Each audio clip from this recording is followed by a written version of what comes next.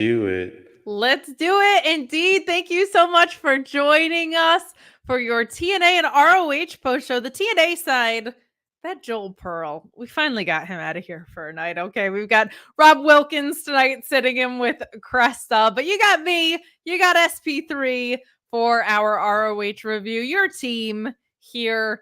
SP3 don't take days off, okay, man? Like he watched the pay-per-view till 6 a.m. his time when we reviewed Death Before Dishonor and was like, I'm going through the night. What a champion. What a hard worker. We don't run from the grind here on the ROH half of the show, but get in those super chats if there's anything that you want to talk about. My mouse is a little funky, so pulling them up is going to be interesting, but we're going to make it work.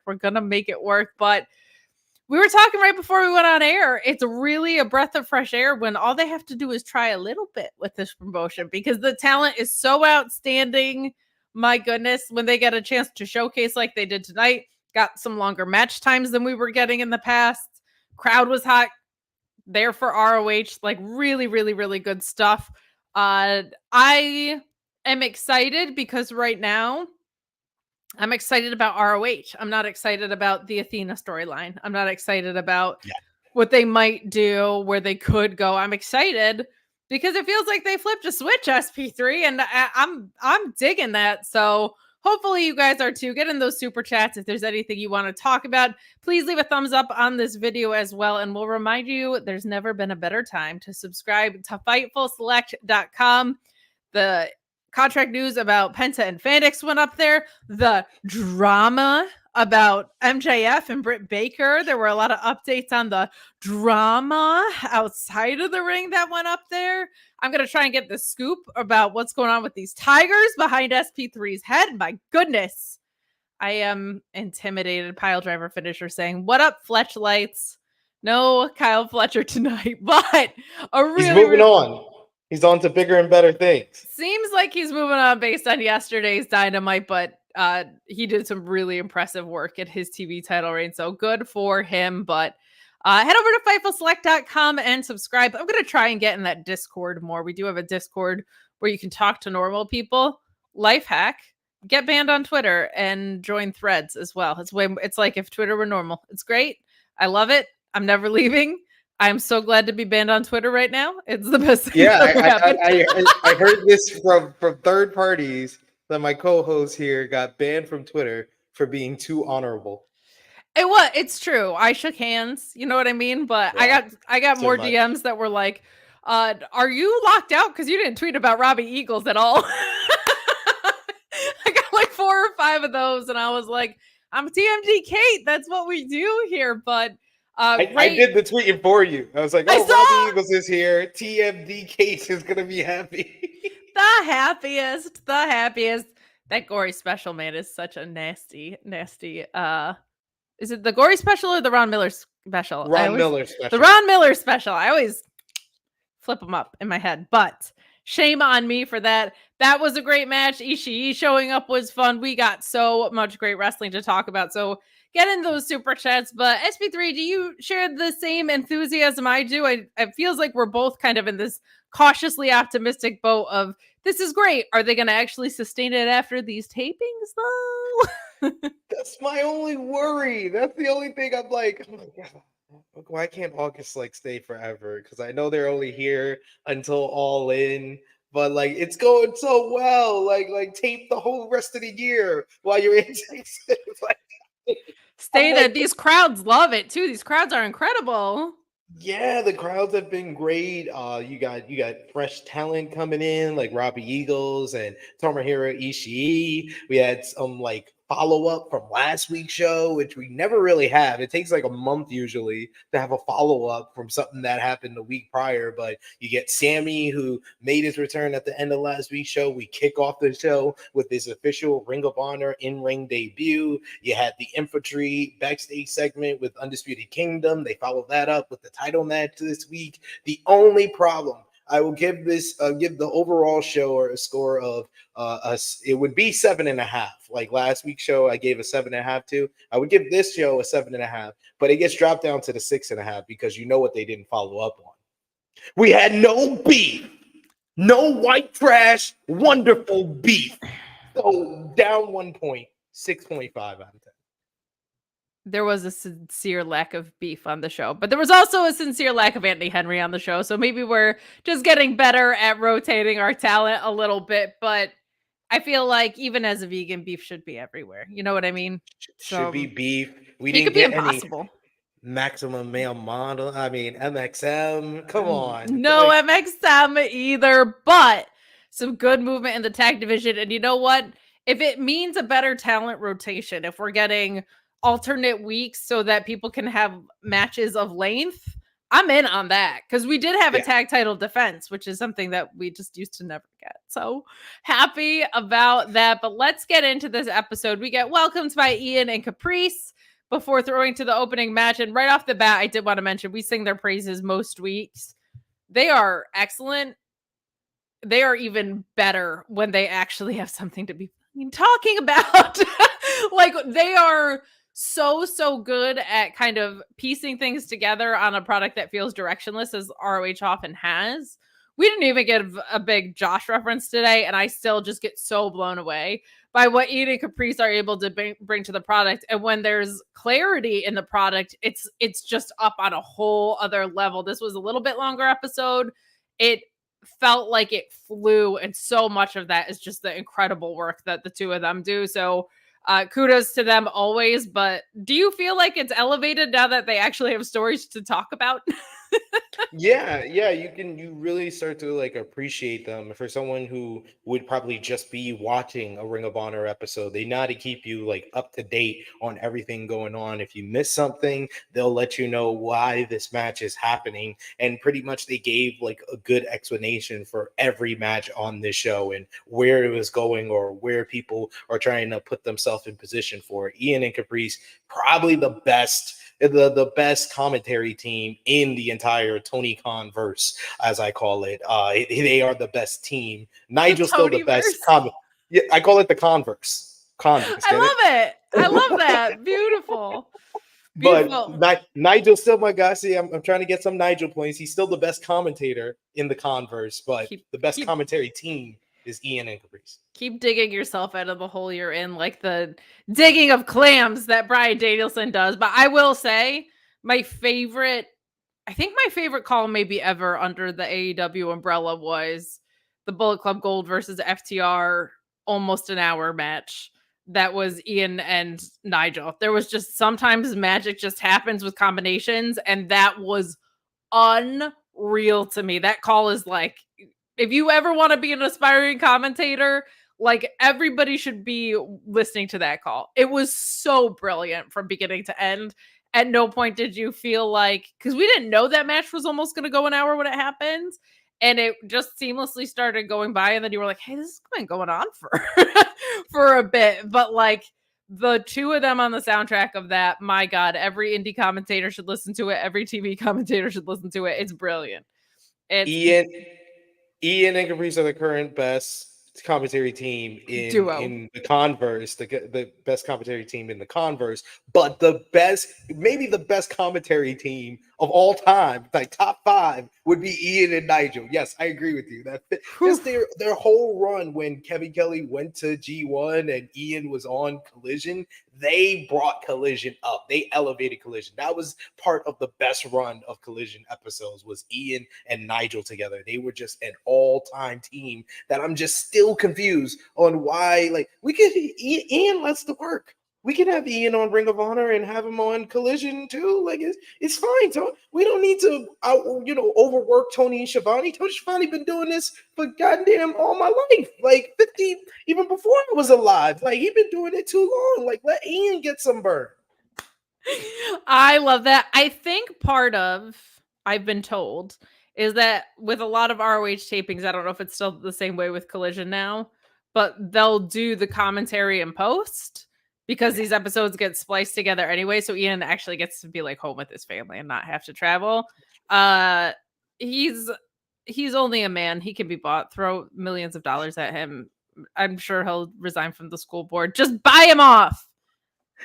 He doesn't seem like the kind of guy whose soul is for sale, but no. Every man has a price, I've been told. So, but let's get into this episode. We've got Dustin Rhodes and Sammy Guevara defeating the Dark Order here and what was a hell of a return, I felt like, for Sammy Guevara. Nitpick off the top. Dustin Rhodes just won the trios titles. Why is he tagging with Sammy? We had the explanation for why his trios partners left on the pay-per-view, but we don't have an explanation why they're not here tonight. But commentary here doing a nice job of saying, you know, Dark Order is a serious tag team to be taken serious for the tag titles eventually, but this is more personal. And I felt like the story of them saying, like, we've been underrated, we've been overlooked, and the kind of, it feels inherent to ROH of, I feel like ROH stories have always been at their best when the stories are mostly about what's in the ring. It's very fun to have our Dalton Castles running around and stuff, but like the heart of ROH has felt like stories of, man, I've been losing a lot. I have to change who I am a little bit, right? Like things like that. So it was nice to have that kind of heart of ROH appear with this heel turn from them. But this was always going to be Sammy Guevara's to win. He wins with the GTH, but I loved that he did the Les X Gods pose, but he did a spin-a-rooney before that. I thought that was a nice shout out to Booker T. Dustin trying to do that was also hilarious. And I thought this match was great. There was a ton of punishment that Dustin took, which set up a nice babyface comeback for Sammy. Only thing that made me nervous was that 6:30, he kind of landed on his feet, but not totally. I was like, don't blow out your ankles in your return. What are we doing? But I had a lot of fun with this opener, SB3. What did you think? Yeah, I thought it was a decent little opener here. Really a showcase for Sammy Guevara, who had the springing in step. My only nitpick is that graphic. The graphic for the matchup with Sammy with a man bun and sticking his tongue out. I was like, nothing screams not a babyface more than your tongue out and a man bun. I'm just saying, brother. We got to switch that up. You got to put your tongue in your mouth. You got to let the hair flow. You got some long hair now, and you got your hair in a man bun. Like, what are you doing? Just show off the long hair. You got long hair for the first time in a while. Let's show it off. But other than that, I did enjoy Dustin's work and his selling of the knee, because, man, this crowd in Arlington loved this man. When he sells that knee for the first time and he drops to his knees, like the whole crowd did a hushed silence. Like he was really hurt. I was like, they are genuinely concerned for this man's well-being. Like, I was like, he's obviously selling, guys. Like, we're only like a minute into the match. He's not. Well, he is not on the younger side of things, so you never know. But Alex Reynolds, a professional as always. You would have thought that he like fell over for his life alert. The way people had that hush silence. Like they were like, "Are you okay? Are you okay, Pop? Are you okay, Pop?" Oh my gosh. That throws me back so hard to those commercials. I fell and I can't get up. We're aging ourselves a little bit here, but I'll take it. It. I'm all about aging myself. I got a little salt in my beard. I got a little salt in my hair. I'm all about aging myself. But yeah, Sammy looked really good. The one nitpick with him, I think he was moving too fast, because that Spanish fly, he landed John Silver right on his dome. Yeah, Silver went right on his dome. I was like, there was no hiding that. But in the end, he looked good, hitting the GTH for the win. So good stuff from Sammy, looking good in his return. And him and Dustin, I'm okay with them being a tag team, and Dustin being the ROH 6-man tag team champions, because I feel like you can tell a good story where Dustin said he's looking for more. So he already has the 6-man tag team titles. He knows that Marshall and Ross are a tag team themselves. He says, I want more. You guys can go for more. You guys go for the tag team titles, but I'm going to go for the tag team titles with Sammy, and you can lead to maybe those two teams facing off, where we have the ROH 6-man champions going against each other to get a shot at the ROH tag team titles. So I see that they can build towards that. I see a vision for the future. Dustin, you get one. Okay, you don't get to come in here and monopolize all the titles. I still think the money is in Sammy Guevara versus Atlantis Jr. for that TV title. I just think that would be a fantastic matchup. But Pile Driver Finisher saying what I was thinking about too is that they are both AEW originals and on ROH. Yeah.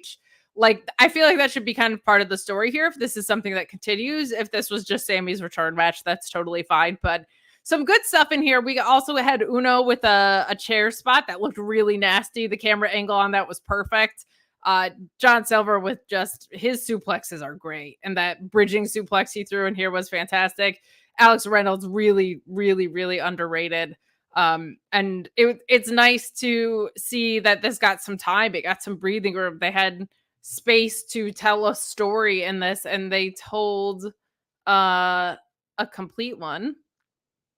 Somebody is being really weird in the chat and thinks I can't just go, oops, banned user. Drop that band hammer, like, boom. It's like, so easy. It's so easy. I think people think like that Shawn's gonna get mad at me or if I do or something, and he is like just so much worse. So much not worse. He just doesn't give up. So I don't know why they stole Santi's last name as their last name, but real weird people in the chat. Come hang out in the Fightful Select Discord. There won't be that there. But we've got business to talk about, SP3, okay? We have a Minion empowerment meeting, and there are some harsh consequences for losing your title, as we found out. Athena has a private meeting with Billy, and she's frustrated because Starks lost her title, and she revokes her MIT diploma, and basically not even puts her on probation. Minion in training once again. She gets full on demoted here. Okay, and then Queen Aminata and Red Velvet roll up. It's a private meeting. She says the door is closed. Okay. And she said, I don't know. I loved Queen Aminata being like, I don't know. Or Red Velvet, I think, said, probably not. Which I thought was cute. She's very natural with these. But they call out Athena's actions. I'm sorry. Call out whatever actions you want. Athena was fighting with one freaking leg. But you know, she might have had some assistance. And they want a tag. I didn't see anything. I didn't see it. That's just what I've heard. It's a nasty rumor, but people are just always trying to take down our forever champ. So it's what it is, I guess. But Billy Starks having to pay for her crimes of losing the title. In the process, Athena mentions that Lexi was like right there for her. So some really good stuff there. And they set up a tag match for later in the night. What did you think of the setup? And then we will talk about the match that closed the show here. I thought the setup was really well done, and it surprised me because when was the last time we got like a segment to set up the main event of the night on an ROH TV show? I know. It was like this felt like an episodic wrestling TV show. I was very much surprised. I was like, wait, we're doing angles for later. I literally had someone when I announced that this match was happening on the night. Someone was arguing with me in my comments, like, no, I don't think it's happening tonight. I was like, they literally said it. Like yeah. He's like, I don't know. It probably happened at this taping, but it's gonna go next week. I was like, no, I literally shared the tweet with her. I was like, what are you even talking? Are you even watching? Like, I saw that. Surprise as well, but I think I heard what they said. They said it's tonight. Athena also retweeted it, which is what told me that it was probably accurate. I was like, I think she probably knows if her match is on. But this is so good. I think it's setting up for a Billy Starks heel turn on Athena. And she kind of even says in this promo, like, I don't want to be mean. But you're right. Like, as great as the content was, it was almost just the act of a segment setting up the main event. And the main event feeling like something main event worthy, right? We've said so many times that the editing of these has felt out of order sometimes. Clean, simple, beautiful. I'm sorry, Billy Starks. We said this. We said this when they did their taping. I was like, we hope they do this tag team matchup, and we got it done. We booked it for, Tony. We appreciate you for watching. I hope you drop the thumbs up like everyone else and show your support to what we do here. We're, I expect my check in the mail or at least a DM. Just at least a DM. Be like, thanks for that idea. That's all I want. I don't need a check. Just DM me, Tony, and just be like, I hear you, SP3. I hear you, Kate. You hooped SP3. Just a thank. You got any other ideas for next week? I was like, I got you. I got you, Big T. Okay. But like this. Let's touch tips and manifest Beth Phoenix versus Athena then. I think that's how manifesting works. Because every time we touch tips on an episode, This does. We This is do what manifest happens. something. We do manifest something. So we're getting Beth Beth and Phoenix Athena versus next. Athena. Hell That's what we yeah. need. That's Come what we on. need.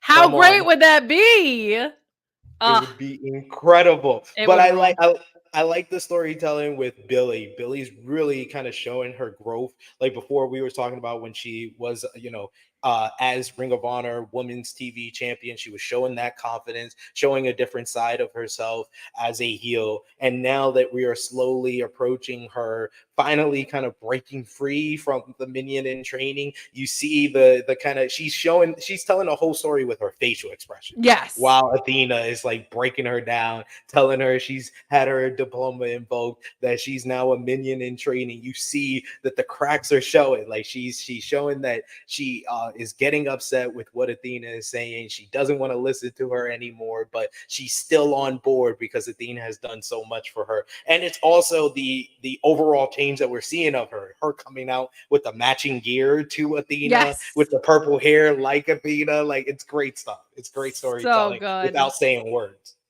So good. Me Norma said tornado warning at the meat castle. Gotta go. Well, thank you so much for even sending in a chat, but way more importantly, stay safe out there. Stay safe.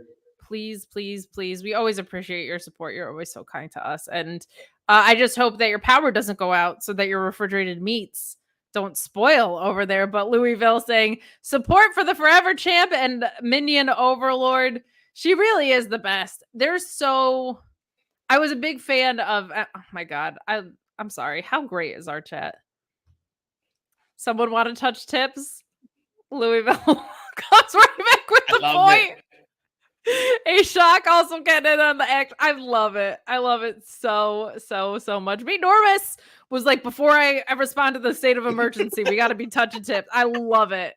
I absolutely love it. I love those guys too. But I was such a fan of Ember Moon, and her character work came across so different in NXT, but was always very prevalent. But it was like dark and cool and whatever. This version of her, we have seen everything. We have seen dominant heel champion. We have seen comedic. We have seen the babyface stuff that she did with Nyla Rose. We've seen her sneaking out of things with Queen Aminata. Like, she has showcased just the fullest extent of the law, what her abilities are, and it's never fallen flat. There's never been a chapter in this that has felt like other than some weird booking around the first time she faced Billy. So yeah. I'm all in on that. But let's talk about this match now. It was our main event. You do have your ROH Women's Forever World Champion Athena with Lexi Nair defeating Queen Aminata and your TV champion, and Billy Starks, obviously, but Lexi Nair being vital to this whole picture with the demoted. I love that Billy. You just did what Lexi Nair did on the intro, where she was like, "And their opponents, Billy Starks, and your minion." We know what we're doing over here, okay? We're professionals. We know what to do when someone's demoted. They become an afterthought. But they defeat Queen Aminata and your now champion, Red Velvet.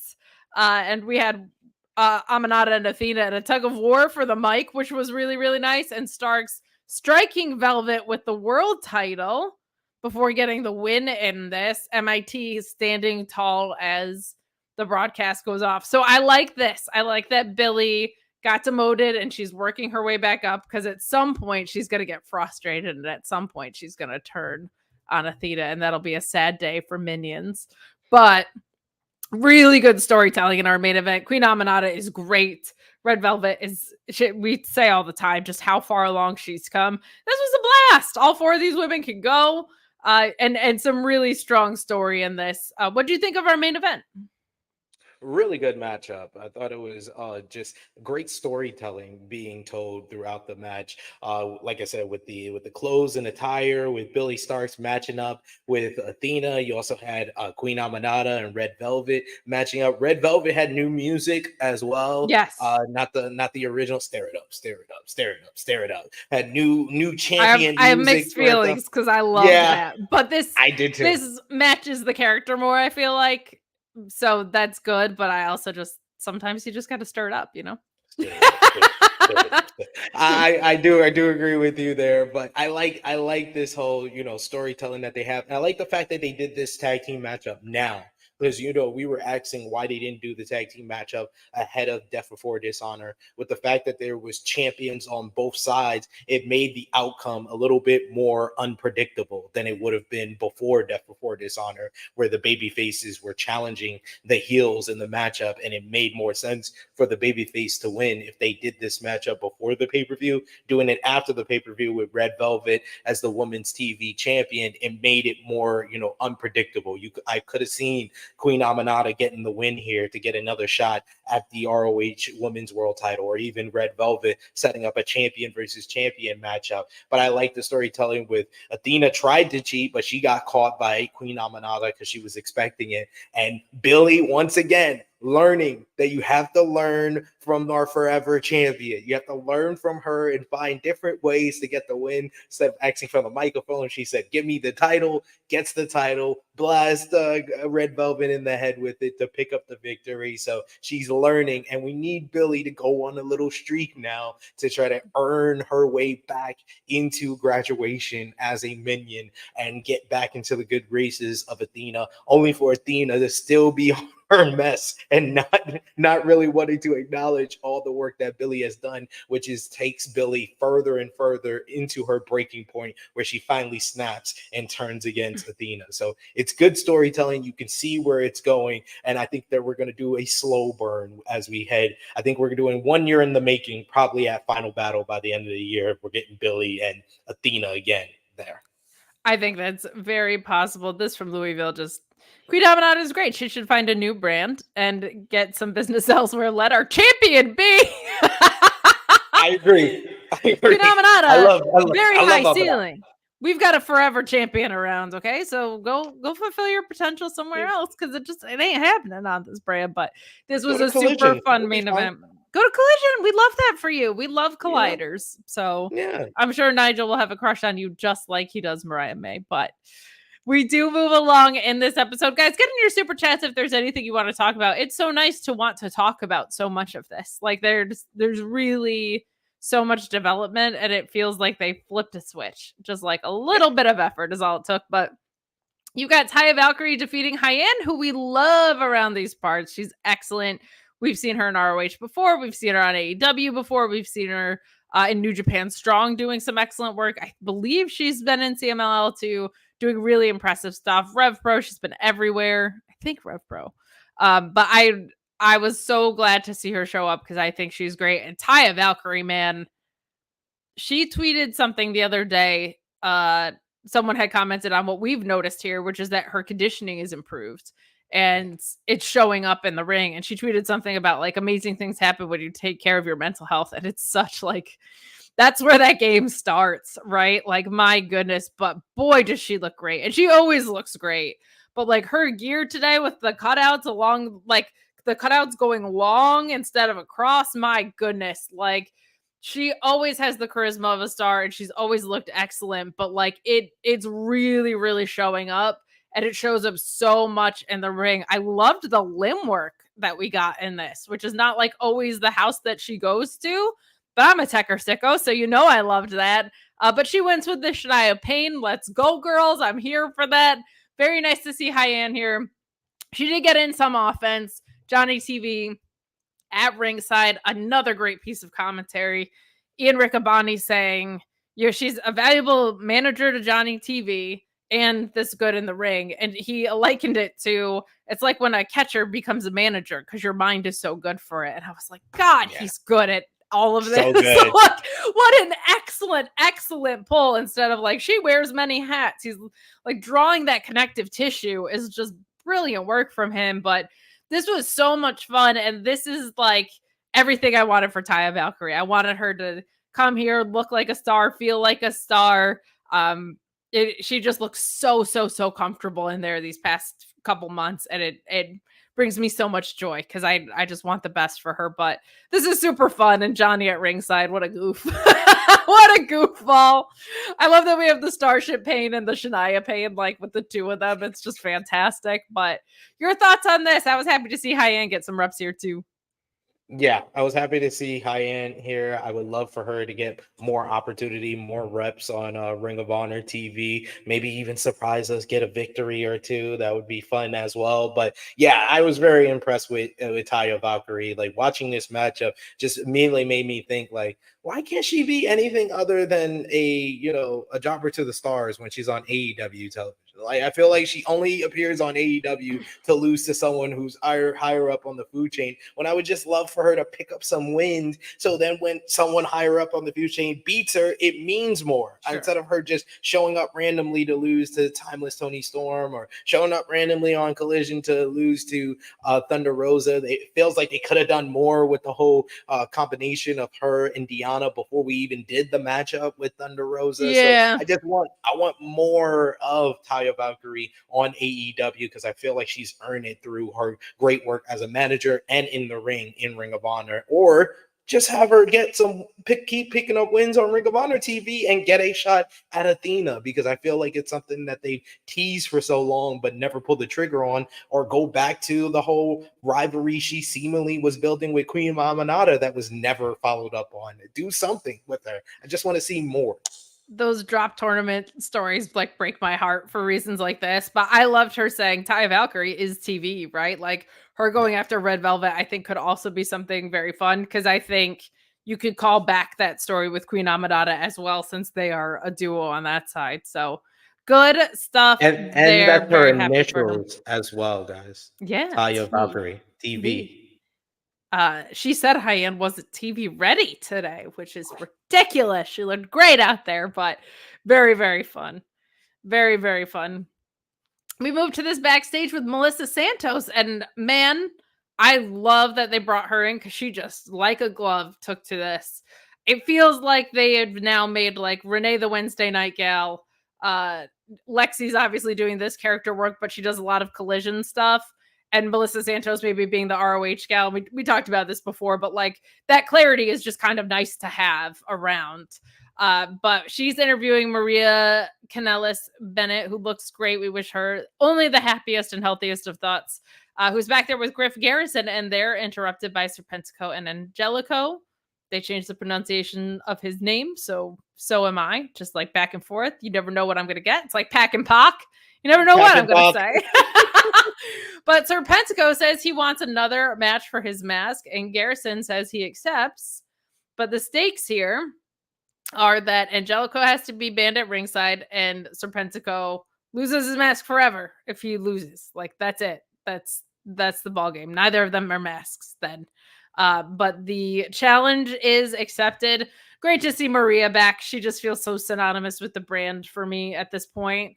And this is good. Like, we're seeing stakes emerge on matches that, let's be real, a month and a half ago would have been throwaway matches, right? It would have been like, we have this talent and this talent, go do a thing. And I like that while Cole Carter is out there doing something with Griff Garrison, I'm still with whoever had said in the chat on Death Before Dishonor. He's got that long flowing hair. MXM eyeing him up would be like a fun angle, no matter which way they played it. But how are you feeling about this ultimate mask blow off that we're getting here? I like the fact they're adding stakes to this matchup, but damn, how long has this story been going on? I'm like, seriously, I want to know what's been going on longer. Jericho versus Hook, or Serpentico and Angelico versus Maria's Boys? I don't know which story has been going on longer. I feel like they both started around the same time in like March, and we're here in August, and they're still going on. Like, are we in the Lucha Mask vortex? Is that what's happening right now? God, have I lost the constructs of time? And like, I don't know what's going on. Like, how there is a difference, Tony Khan. I just want to let you know, since you do watch the show, we appreciate you once again. Yes, of course. But there is a difference between long-term storytelling and telling a story too long. I try to tell this to Paul Levesque all the time, because he's the biggest culprit of telling stories for a long time instead of long term. It's so funny you said that, because a couple weeks ago I mentioned multiple times there's a difference between long-term storytelling and dragged out storytelling, and I think both brands could do a better job of it. WWE certainly, but like the irony that Hook is actually caught in the Jericho vortex and hasn't moved on from that story is unreal to me. This kind of feels like they started paying attention and were like, okay, let's blow this thing off so we can move on. That's what I'm hoping is like, I'm hoping. let's put a freaking bow on this, because they probably didn't realize it had been going on that long. But also the Cole Carter injury, of course, too. Like, who knows? But we move on from Maria to her husband's mean tag team, your tag team champions, Matt Taven and Mike Bennett, who get a win over the Infantry here in what I thought was a fantastic match. There's a low blow and a Hail Mary at the end of this that puts Shawn Dean away, but this was a blast. I thought everybody got a chance to shine in this. Mike Bennett doing the salute into a middle finger and just doing the hoo-ah at them. I just really, really great work. Carlie Bravo in the beginning of this got to show out a lot. Like, there's so many things with the Infantry, and I've said this before, but I think it actually showed up more with Carlie Bravo than even Shawn Dean today. When you do fundamentals extraordinarily well, they're not like ordinary at all. Like, they are just great wrestling moves. And he even, like, because he's so charismatic, there was almost like even a tip that he was going to do the arm drag because he just has such cool movement about him in the ring. But it was awesome. Like, it wasn't so early the opponent would have been able to see it coming and adjust, but it was like it was just an arm drag with some extra swag on it. And I love when people can adopt basic moves and make them their own. Shawn Dean did that with the elbow drop, right? We saw like the highest elbow drop in the standing elbow drop, I think, in those Florida tapings. And here there were just these little things that I'm like, that's how Carlie Bravo does his thing, like in the ring. And I love that. But man, I thought this was way more fun than it had any right to be. I was kind of bummed that this wasn't the main event until we saw what ended up being the main event, obviously. But I feel like they need to move on from contendership into another story now, because it feels like they've been stiffing around the Undisputed Kingdom for a while and they can move on. But this was awesome. Like, I had a blast with this one. What did you think of our tag championship match here?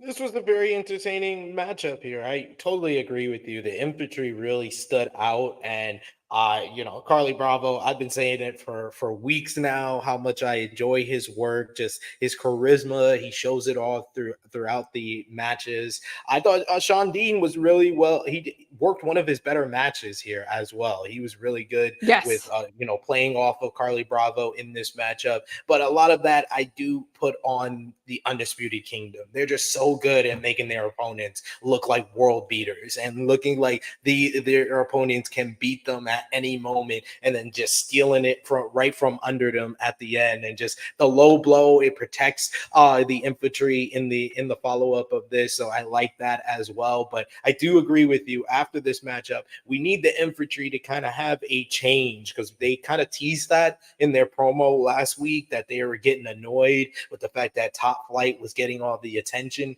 and then they skipped right to the line and got a World Tag Team title shot. They come up short here, and now that should increase their frustration with the fact that Top Flight could be on their way up the ladder and could jump over them now that they've lost a second time to the Undisputed Kingdom. And they should be the last obstacle that Top Flight has to get through before they get a title shot at Undisputed Kingdom, where I think that Top Flight is the future Ring of Honor World Tag Team Champions. But this is what I was talking about. You get an enjoyable matchup, and you see what's in the future as well, because of the last 2 weeks feeling connected to each other, because it feels like episodic television once again. It's almost like when people are given a story and time to develop a match, they can show out. And I think that's what we got a lot in general, but definitely from the Infantry side of thing. My kingdom for a Trish Adora singles match. I don't know what the hell we're doing with her, like, or not doing with her. I don't. And when I say I don't know, I genuinely don't. I don't know if she's injured. I don't know what the deal is, but she has become like the Infantry's valet or some shit, and I don't get it. She's one of the best women's wrestlers in the world. If she's healthy, her ass should be in that ring. I'm sorry. I want to see her bridging suplex people. I want to see her doing splits. I want to see my Lariat Tubmans. I want to see it all. For the love of God, get this woman on my television. And you know who I actually want her to face? Rachael Ellering, who defeats Oh, Brooke yes. Havoc here, and a really fun match. She hits that black hole slam.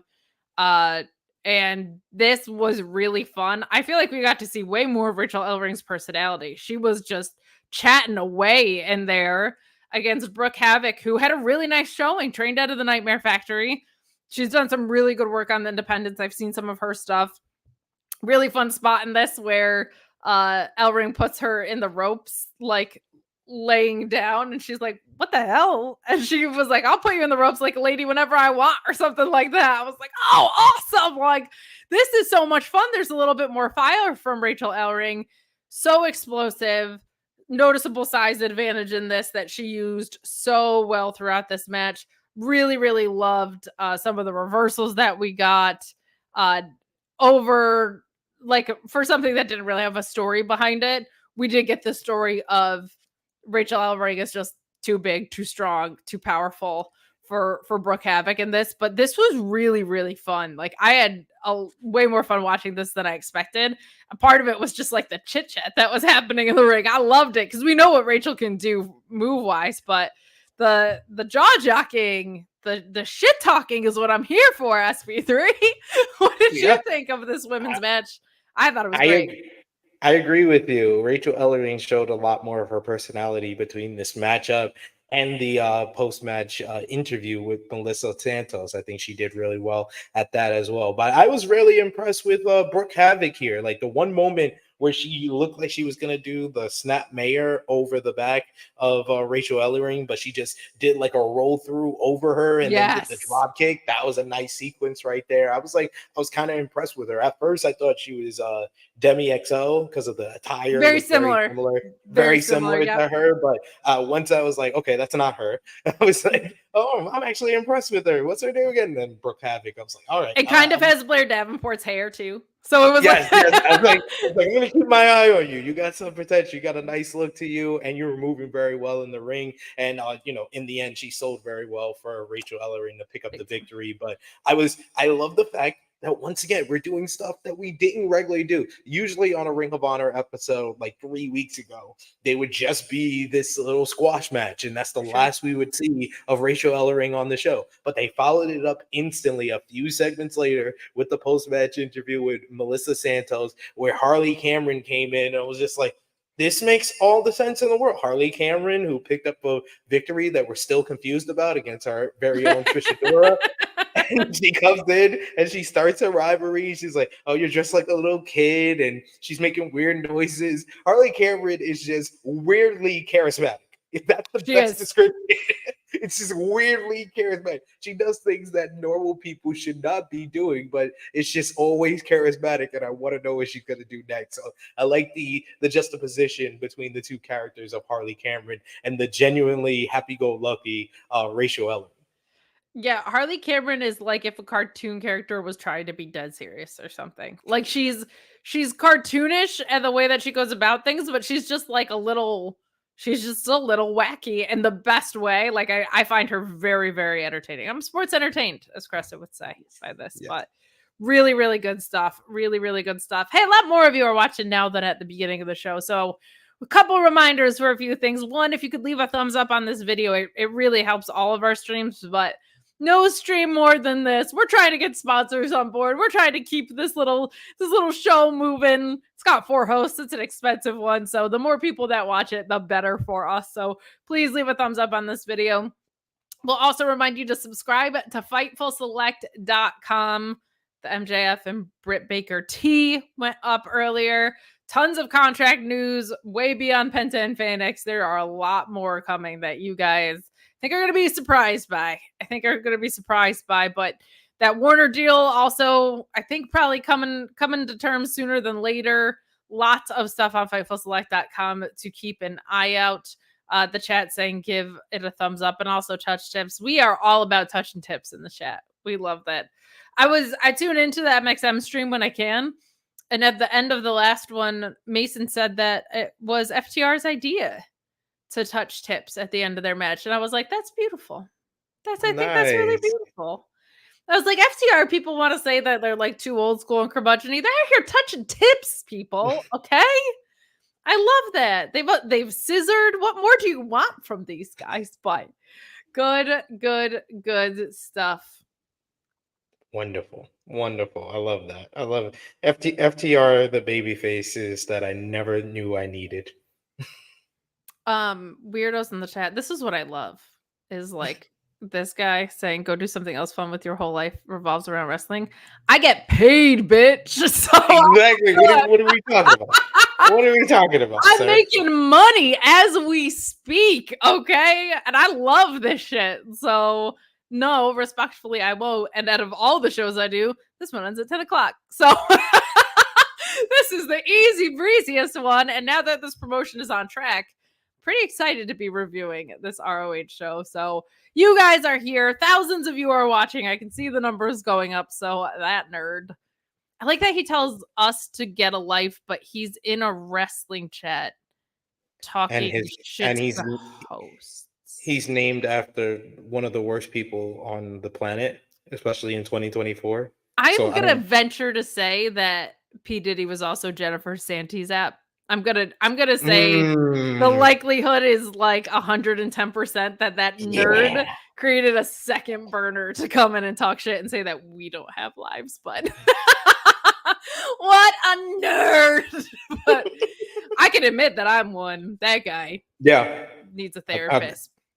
I've been a nerd, but I have a missus, sleeping in my bed right now. So. Yeah, you've got children, and that proves that you've had sex at some point, which is more than we can say for that guy. But Shane Taylor Promotions, you got Shane Taylor and your ROH Pure champion Lee Moriarty calling out Action Andretti and Top Flight in this, with Moriarty offering a title match to Andretti. Feels unearned, which is frustrating to me, but like, I'm kind of having some forgiveness around this because it's like, it feels they're like, okay, we're trying now. But I love Shane Taylor just doing what he does best. My God, saying that like, they have not been stepping up basically, and that they're just here for fun, and they're gonna have to watch their step and protect their necks, and that they do this to feed their families. Like, Shane Taylor has that Eddie Kingston thing about him where it's just like all of a sudden it's life or death. So I'm tell me a bill of goods. Like I was just like, oh my God, this is supposed to be a regular promo, Shane. You didn't have to roast these guys. He went hard. He was like, actually, Andretti, you beat one of the greatest stars in this, one of the greatest superstars in professional wrestling history, Chris Jericho. But what have you done since then? Nothing. It's like, you know what? Valid point. And that he was like, fair. Top Flight, you guys are one of the most talented tag teams. But what have y'all done? Nothing with it. Like, I was like, all right. I'll take more offense to that because I like Dante. I like Darius. Don't do that. And they've been injured a bunch. Like, hold on. They've been injured. Let's relax. They got it. Both of them. They got poor Darius got injured, came back, got in a car accident that put him out for another year. They get back. Dante shatters his ankle in one of the ugliest spots I've ever seen. I always kind of have mixed feelings about when talent calls out what's actually shitty booking. But if anybody can do it, it's Shane Taylor. And it felt a little like Ric Flair and Carlito, but probably without as much real life intensity behind it. But it had that kind of kick in the ass thing, which I liked. Yeah, I believe everything he says. I believe it. Yeah, you just do, right? Like you just do. TMD Kate, we're going to talk about Robbie Eagles shortly. I'm so excited. SP3's company. Oh, I like that one. Thank you so much. The Outrunners' new theme is from 2017 by a group called Dance with the Dead, Youngest Men Alive. Got licensed music. Tubular, totally tubular. Very happy to see Erica Lee also reoccurring on this. She's a fantastic talent here out of the Northeast. But we have the Outrunners with her, defeating Stephen Wolf and Baron Brown with the recall, which was very, very nice. Our favorite jobbers even getting wins here. I love that for them. Stephen Wolf, like, looks like a force to be reckoned with, as does Barrett Brown. But Stephen Wolf, I was like, damn. I was like, he's going to eat these guys for breakfast. But the Outrunners sneak in the win in here. They're just so much fun. They're so much fun. And in an episode with a lot of kind of like wrestling. We don't have Dalton Castle kicking around right now, right? Like things like that. Johnny TV. is in the ring, but it's against Fuego, so it's not like not the huge Johnny TV antics we're used to. Very fun to have these guys kind of in the ring, but I had fun with this. What did you think? I was happy for the Outrunners. I was like, oh man, the Outrunners out here getting wins. All right, I see y'all. I see y'all are our favorite jobbers. You're getting some wins. I actually know y'all finisher now. It's like fascinating watching Ring of Honor, where you learn, oh, these people that are usually jobbers have finishing moves. That's cool too. And the recall was a pretty good move as well. So I was excited for them. Erica Lee picking up one of the Outrunners at the end and hugging him. That was a nice moment as well. So I want to see what they do to kind of follow up with this, whether it's going to be an actual Outrunners rivalry like they did before with the Infantry. It should be interesting to see how they can integrate the Outrunners without Dalton Castle or anyone else for them to play off of, just them as a tag team act feuding with another tag team, or eventually having a matchup that, of some purpose that leads to something. Maybe even I'll take the Outrunners versus MXM. I'll be honest. All day. Are you kidding? Those guys against MXM, Mason Madden in the ring with those guys all day. Please. But they weren't even on the show and the chat was touching tips tonight. That's how powerful the MXM collection is. So some good stuff here, but I really thought that they were going to be the team to lose their way to a title shot, like lose their way up. But you want to give the Outrunners a win here? I'm not mad about it. But SP3, guess what? What? Robbie Eagles in action on my ROH TV. I was so excited. These are all my favorite things, man. Even though I got the Gory special and the Ron Miller special mixed up, my apologies. Getting my TMDK finishers all in a mess, but a couple things about Robbie Eagles. One, outstanding New Japan talent, your current Soul of PWA champion as well, in a match against Tuckman, who, if you know PWA, let me tell you, he's no Robbie Eagles, all right? He doesn't even like the velocities. He doesn't know shit, all right? Hear me, Tuckman? But Robbie Eagles, fantastic in the junior heavyweight division of New Japan. Really, really just an unbelievable talent. I loved what Capri said, because he called out my favorite thing about Robbie, which is that he has this incredible technical base, but he is fast, he is high flying, and that's just such a rare combination in wrestling. When you get the nicknames, the Sniper of the Skies and the Grim Reaper, or the Limb Reaper, those are two of the coldest nicknames ever, and they belong to the same guy. Like, oh, I love it for Robbie, but this made me so happy. I think Robbie's great. This had kind of feels like it came after the fact a little bit, and that he should have had a shot against Wheeler Yuta for that ROH Pure title. That's what got set up on the New Japan side. But if he's gonna stick around for a little bit in America, him working his way to a Pure title shot, I think would be super, super fun. But I loved that we got kind of he's very much played the asshole teacher role a little bit. We don't see a lot of heel Robbie, but this run has been great because he's very easy to cheer for, realistically, because he is so fun in the ring. But this heel run's been really, really cool, and he's kind of been like the veteran who flexes on everybody.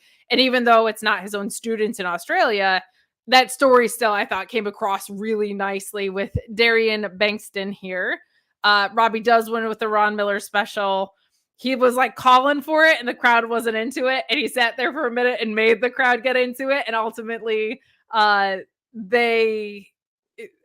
allowed Bengston to get out of it the first time, which I thought was good, but he puts him away with it. This match was super, super fun. I feel like all of what Robbie Eagles does super well worked really well with Bengston, who I was also very impressed by. Like, he had a really good showing in this, and they put together some really fun sequences. So very happy to see TMDK on my screen. Very happy to hear Robbie there, and also the rest of TMDK getting shout outs. Your New Japan tag champions, Shane Haston, Mikey Nichols, Zack Sabre Jr. Let's get our Ichiban Suite over here. Let's get Fujita on ROH, please. Let's see him versus Atlantis Jr. Let's go.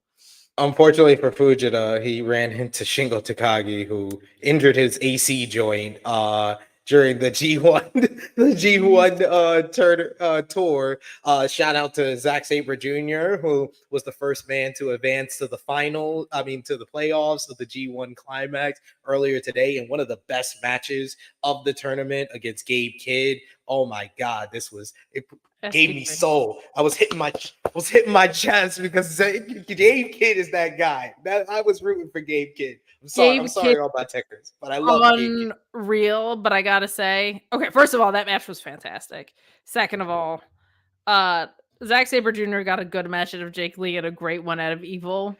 He should win every title that's ever existed. A great 19-second matchup.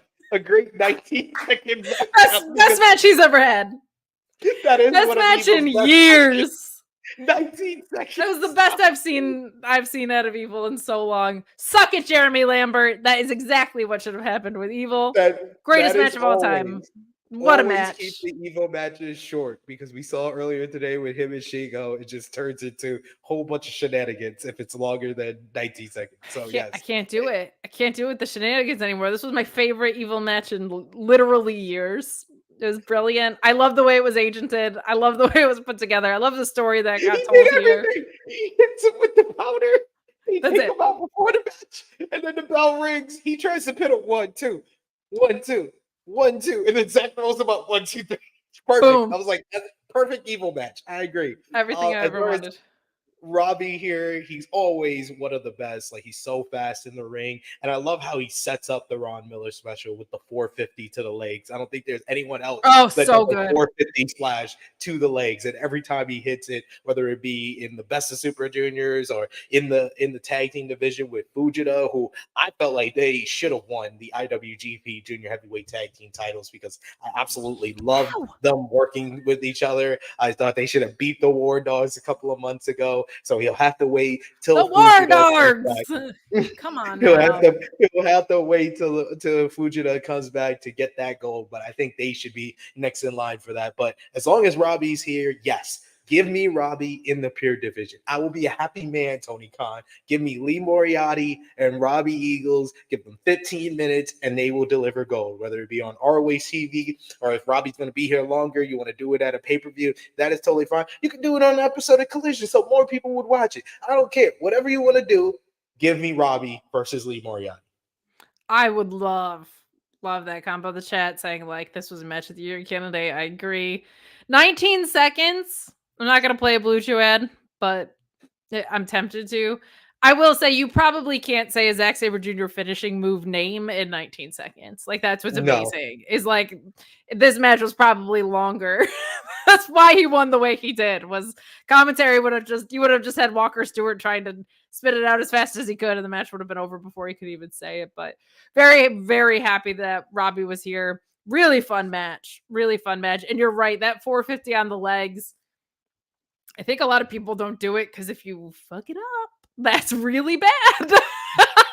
So I'm glad that it is that feels like a dangerous maneuver. I'll put it that way. So in the trusted hand of Robbie Eagles. Also, just say I've talked to a lot of people from the Australian wrestling scene, and strangers to me before I talk to them, and I would say within 3 minutes, every one of them just wanted to talk about Robbie and say glowing things. Like, just what he's given back to the Australian scene, his choice to stay there. Madison Eagles also incredible, but it says a lot to me that when I talked to 3 different strangers, his name came up every single time with people in different parts of Australia, and they all just wanted to talk about him, like with shit-eating grins on their faces. They were all so happy to get to talk to me about Robbie Eagles. So good stuff there. And then you mentioned Shingo Takagi running into a brick wall there. Poor Fujita. You got Ishii, also just a walking refrigerator, much like Takagi is, beating Tony Nese with the sheer drop brainbuster. I think it's so fun that we've gotten Ishii's not doing the G1, so he's just hanging out here is cool to me. I love that he's like the weirdo in the conglomeration. I think this is all so much fun. I really liked what we got in this match. I thought Tony Nese was a fun dance partner for him. You got Mark Sterling saying he was trying to get the results of the last match thrown out so that they were still undefeated. Good stuff here. But Ishii picking up the W, keeping the conglomeration strong. What were your thoughts on this one? I love Ishii. Ishii may be in my top great. 5 greatest New Japan wrestlers ever because he just I've said it before, I'll say it again. He sells like he's a video game boss, where it takes like 4 hits for him to show any type of damage, and then he just hulks up and he gets stronger. He gets stronger and he comes back, fighting spirit, and then just lines you up and stuff. We didn't get that Ishii in this matchup. This was a more shorter, compact matchup, but Tony Nese is always good and he's always smooth in the ring, and he made for a good matchup with Ishii, and that vertical drop Buster always looks good. So shout outs to Ishii. And I said this on Twitter, I'll say it here. I want Ishii to stay in the conglomeration even when he goes back to New Japan, because who wants to be in chaos anymore? I'm sorry. No one's in chaos. Who cares about chaos? Okada left and chaos has been so nondescript. I'd rather him just stay in the conglomeration and we could have Mark Briscoe send promos to New Japan for Ishii. You said the quiet part out loud, but I will remind you of somebody, the most important person in chaos, and that is Sue, Trent's mom. No, the most important person in chaos as of now in the G1, because the G in G1 stands for Goto. Goto is back, the most wholesome father in Japan. I don't know if you saw that with him having his kids. Oh my God, everybody was crying. Everybody's got their babies, man. Everybody's got their kids. I was like, I'm rooting for Goto now. I'm rooting for the perennial bridesmaid of New Japan Pro Wrestling. This man he lost so many IWGP World Title matches, but I want to see him make it to the dome. I want to see him make it to the finals of the G1 now. Feel like you're kind of not doing right by Sue, but we will. She's second. She's a close second to Goto now. Founding member, according to Fightful.com. But look at this chat. It's so cool hearing the enthusiasm back in your voice about this program again. It's nice to feel this way. I've been waiting for it for months, if not years. So hopefully it sticks around. I hope it lasts past these tapings. That's the only thing that makes me nervous. But Patrick Moore saying Vascularity, Minion 4000 and something, and the Queen and Queen of the Kitchen. Just a good ROH show. It takes so little to fix this product that it makes it more maddening when they choose not to. Honestly, like, I'm so excited about it, but at the same time, I'm like, where the hell has this been? It's not rocket science, man. Tell stories, have people win, and they advance to having belts. Like, it ain't that hard. But we get Melissa Santos with Rachael Ellering after her win, saying that it was hard being home injured and it helped her reflect and get better, saying that ROH felt like home, which it's Rachael Ellering of honor, people. But that's when we have Harley interrupting and praising Ellering, but telling her to drop the act. Harley Cameron, we talked about it, is just what a fantastic little weirdo she is.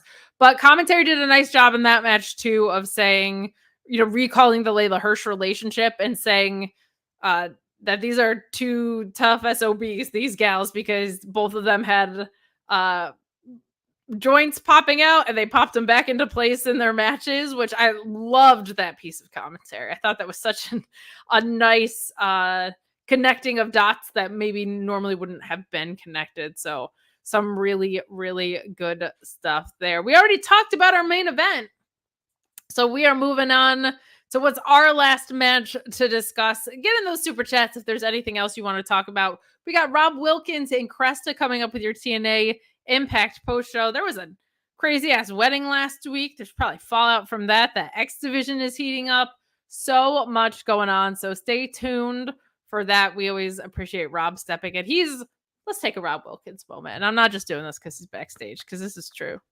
That dude is like one of the most versatile people that we have here at Fightful. Yeah. He steps in on any show whenever we need him. He does so much behind the scenes that you guys don't even know about. Always there if I'm like, I'm caught in a rainstorm and I need someone to pull audio. He's like, I got you. Like, just one of the most reliable people that we have. And you're going to get to hear his thoughts on TNA Impact proper. But stay tuned for that and tune into Rob and Maggie as well.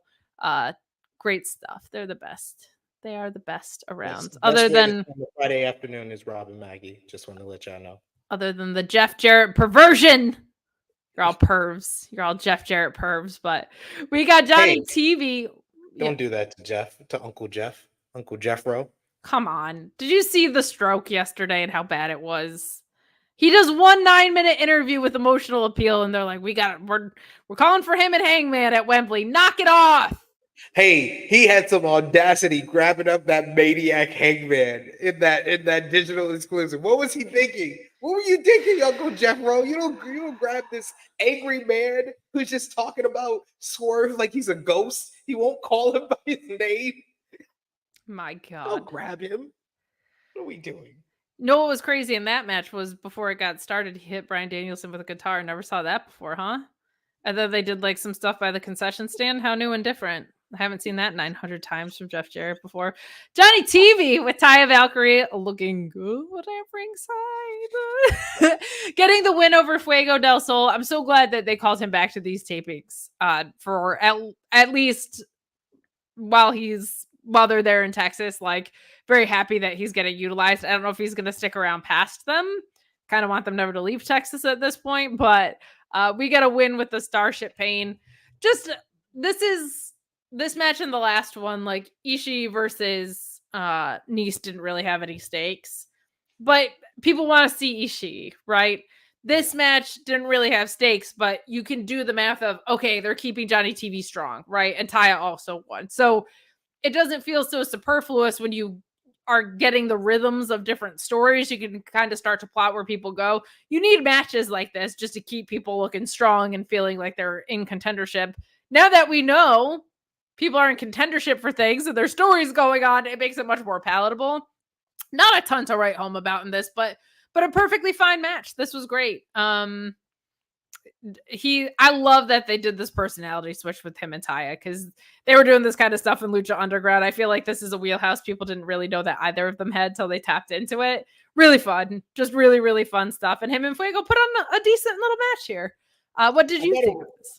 I thought it was Johnny's like best singles matchup where, like, I think I said it before on this show that he focuses too much on his character and doesn't show me enough as far as his like in-ring work. And I thought he did that here, like the little moonsault Samoan drop before the Starship Pain. Yes. Like, no one does that. No one will do that. And this is what makes Johnny TV the person I'm like, I want to see more of this in-ring stuff. You're so innovative in the ring. You're so creative. I want to see that more. And I thought we saw it here. Love Fuego, he crotches Johnny and then does this curb stomp to his back. He's on the rope, still getting crotched. I was like, oh man, they worked really well with one another. But Fuego needs to learn. Stop calling for the tornado DDT. I thought you learned this lesson when you first Miro like 2-3 years ago on like the first episode of Rampage. You call for the tornado DDT. You never hit it. You never hit it when you call for it. Just hit it. Stop calling for it. Stop letting them know what you're about to do. And he doesn't learn his lesson, and that's why he lost here. But Johnny TV looked good. Fuego looked good. So good match here. SP3, I went back to the gym today for the first time in a couple weeks, and I felt amazing. And I was like, someday I'm going to remember this lesson.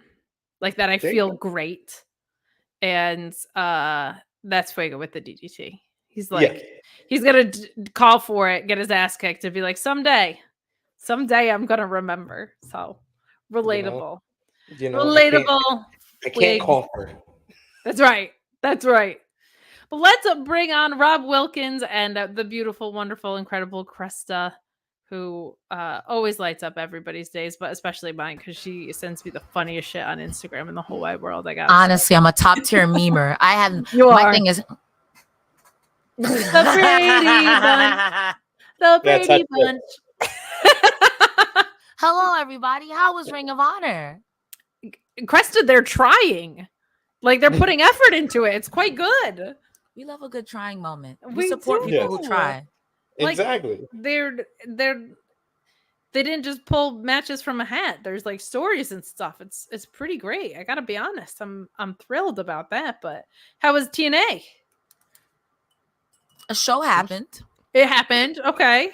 That's better than the alternative. It would be hard to do a post show about a show that didn't happen. That would be terrible.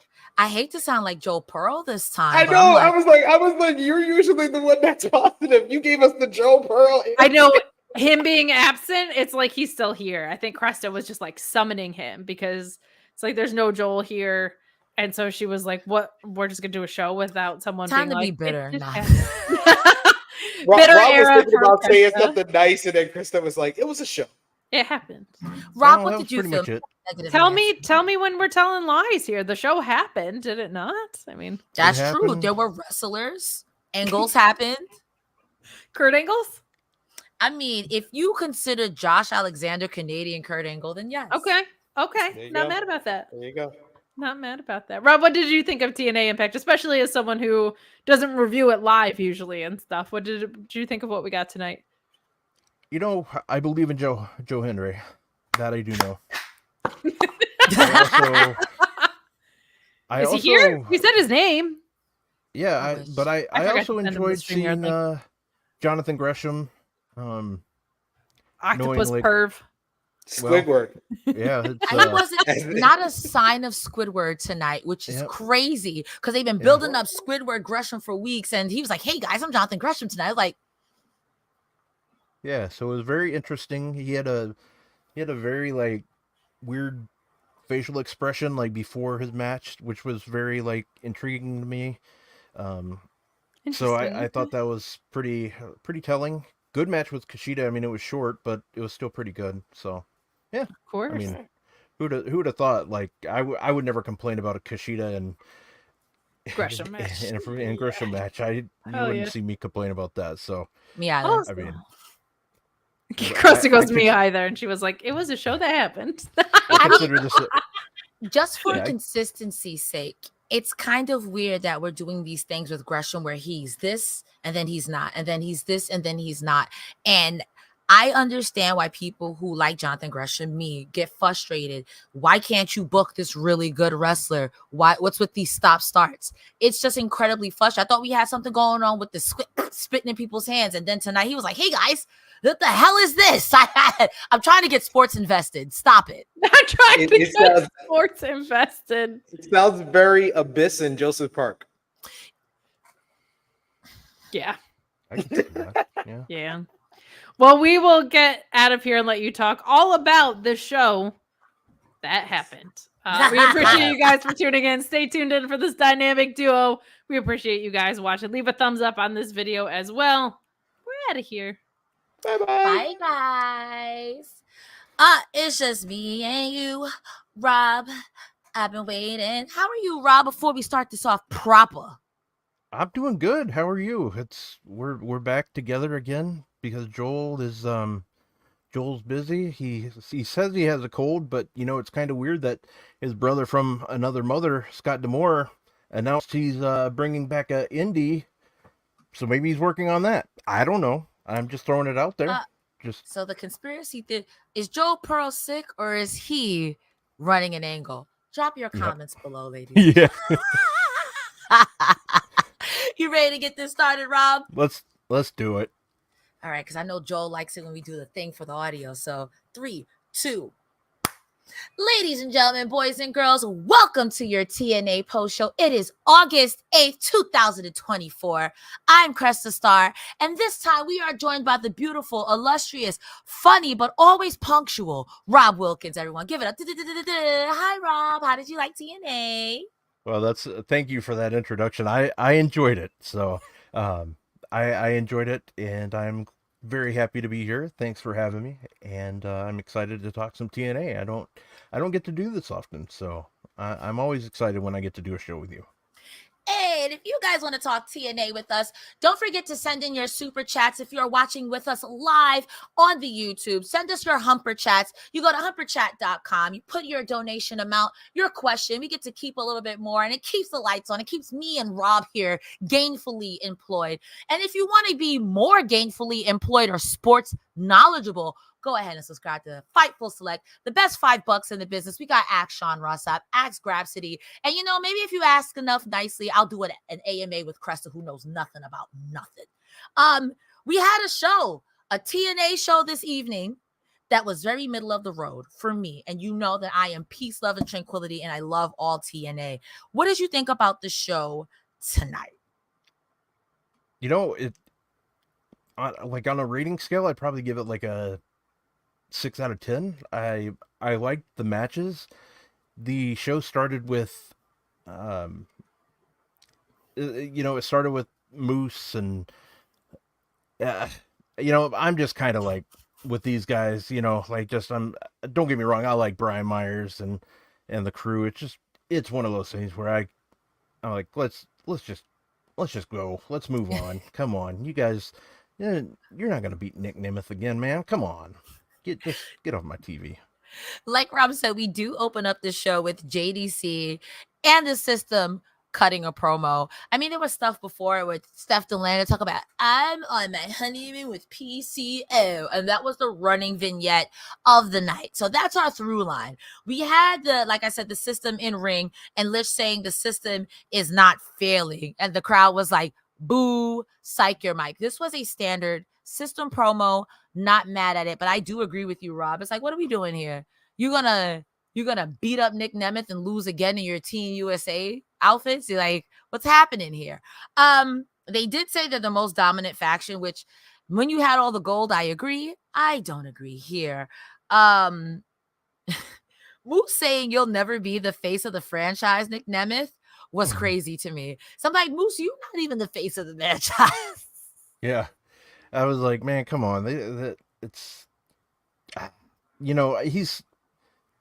put that title on Nick Nemeth again pretty late. I thought that was kind of weird how they went with him. I was hoping that, in a way, I was kind of hoping they were going to go back to Josh Alexander. But and don't get me wrong, Nick Nemeth, you can't go wrong with him putting that title on him. It does add some relevancy with him holding it. It might get more people to tune in. I'm not sure, like with that, but I don't know. I wouldn't put them as a top faction. Maybe obviously in TNA, obviously they might be, but I still like, yeah. I've kind of just like shrugged my shoulders with it.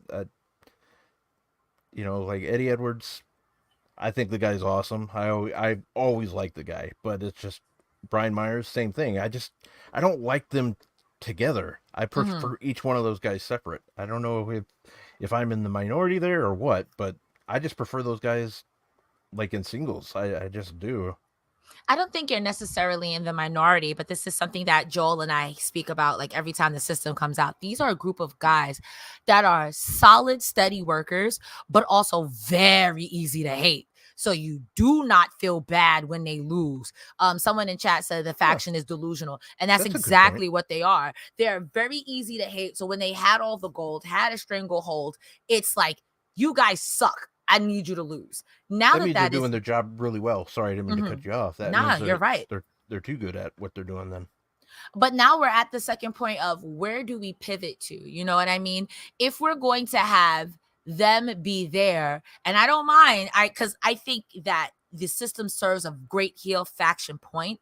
But what do we do now? At this point, it was funny when they had all the gold and they were being jerks, but now they don't. So I don't understand. I'm always of the mind of, are we ramping up the violence so they get what they want? Because Frankie Kazarian, I'm gonna start calling him Cranky Kazarian. Cranky Kazarian has a little bit more pull than the system does right now. So we'll see. And also JDC being there like an associate, and Masha's like, yeah. Like when you were saying that, like where do they go from there? I was thinking like, man, maybe this would be a good. Maybe this would be a good crew for the family in NXT. I'm thinking maybe that would be a good option, or even no quarter catch crew. Yeah. That's honestly, I think would be great. You get those guys working with some younger talent. I'd be okay with that. I think that'd be actually really good for them. I think it'd be good for both factions. Yeah. So, I think it'll give someone, especially like an Eddie Edwards, a refresher, because I think Eddie Edwards is solid in the ring. I just think his character, kind of like with Moose, but Moose has a propensity for violence, gets a little stale. So I think them with a no quarter catch, who's really going to push Eddie to be like, no, I got to be this American Wolf again, because now you pissed me off. I wouldn't be mad at that. I absolutely wouldn't be mad at that. Next, we get a vignette. Well, it's Jonathan Gresham backstairs with backstairs. Jesus Christ, it's late, y'all. We have Jonathan Gresham next, backstage with Gia Miller. Now, I don't know if you've been watching, Will. Why did I call you Will? Wilkins, so you're close.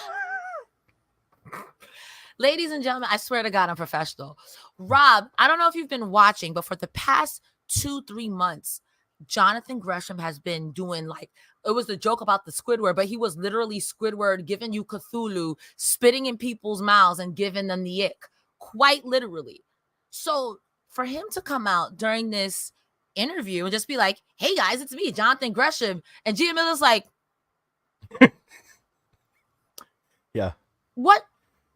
And he was like, yeah, I was out sick for a couple of weeks. Like, so you got amnesia? What's happening here?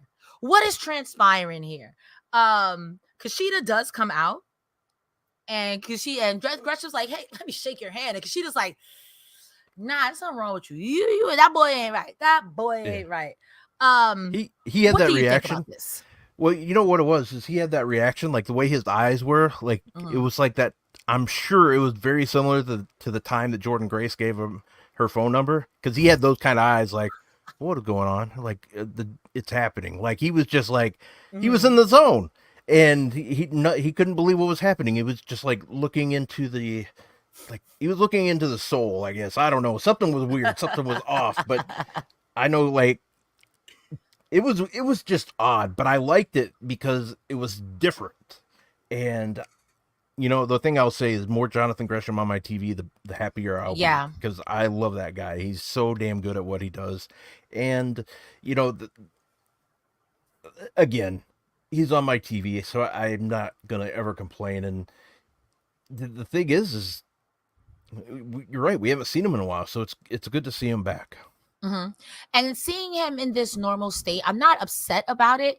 It's just one of those things where, and if you don't mind, I'll skip ahead to the Kushida versus Jonathan Gresham match because I missed most of it because I had to go to the restroom really bad.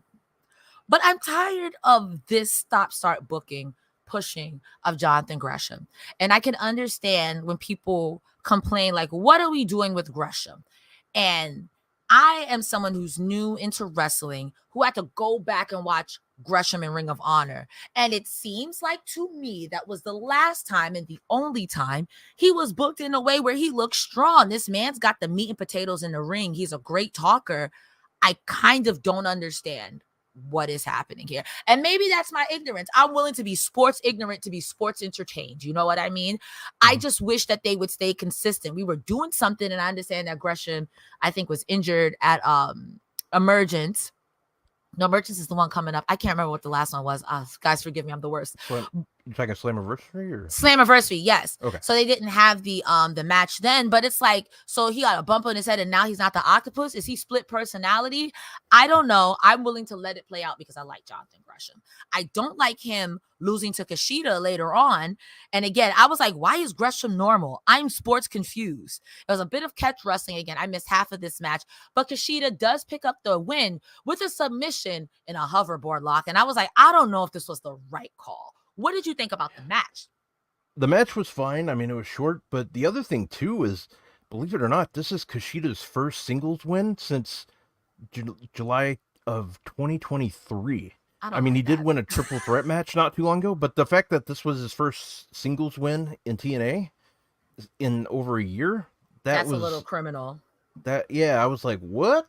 So I thought that was odd. I mean, I will take the fact that he did win his last match. It was a triple threat match against Ace Austin and Mike Bailey. So, I mean, I guess that's something. But again, his first singles victory in over a year in TNA. I mean, don't get me wrong. So I was just surprised more than anything. I wouldn't have, if you would have told me to bet straight up who was going to win that match, I would have. And not knowing any of the spoilers, I would have said 99 out of 100 times Jonathan Gresham's going to win. I would think I'd say that, but so it was a shocker. Yeah, I don't know what we're doing here with Gresham. So when I hear people say, what are y'all doing with Gresham? In this moment, I'm inclined to agree. after that promo, and yes, guys, we skipped ahead. We covered the Kushida Gresham match. We do get a video package or like a vignette. They haven't announced Bound for Glory. They show a car. It looks really cool. I don't know what I was expecting. I thought they were going to announce a wrestler. As we find out later on in the evening, it's about Bound for Glory, when they're going to have it, and when tickets go on sale. Next, we have Santino backstage with Speedball, saying that Speedball has a very special announcement. And at Emergence, we will have an Ultimate X match. There will be 3-way qualifiers. Anyone from any company can join these 3-way qualifiers. And Speedball Mike Bailey will also be joining in on the qualifiers because he feels if he is not good enough to compete or win at the tryout level, you guys should have the best of the best S division. So they are doing 3-way qualifiers for the Ultimate X match for the X division title. That will be at Emergence. That was a lot. What do you think of this segment? Do you have any thoughts or notes? Well, first off, I did misspeak. Kushida's had 2 victories since, or he's had a couple of singles victories, so I don't know where I messed up with my notes, but yeah, that's good. So thanks, Cage Match. So because I was just like looking, I'm like, well, I swear that man wrestled Alan Angels not too long ago, and sure enough, he did. So yeah. Anyways, but as far as well, first off, the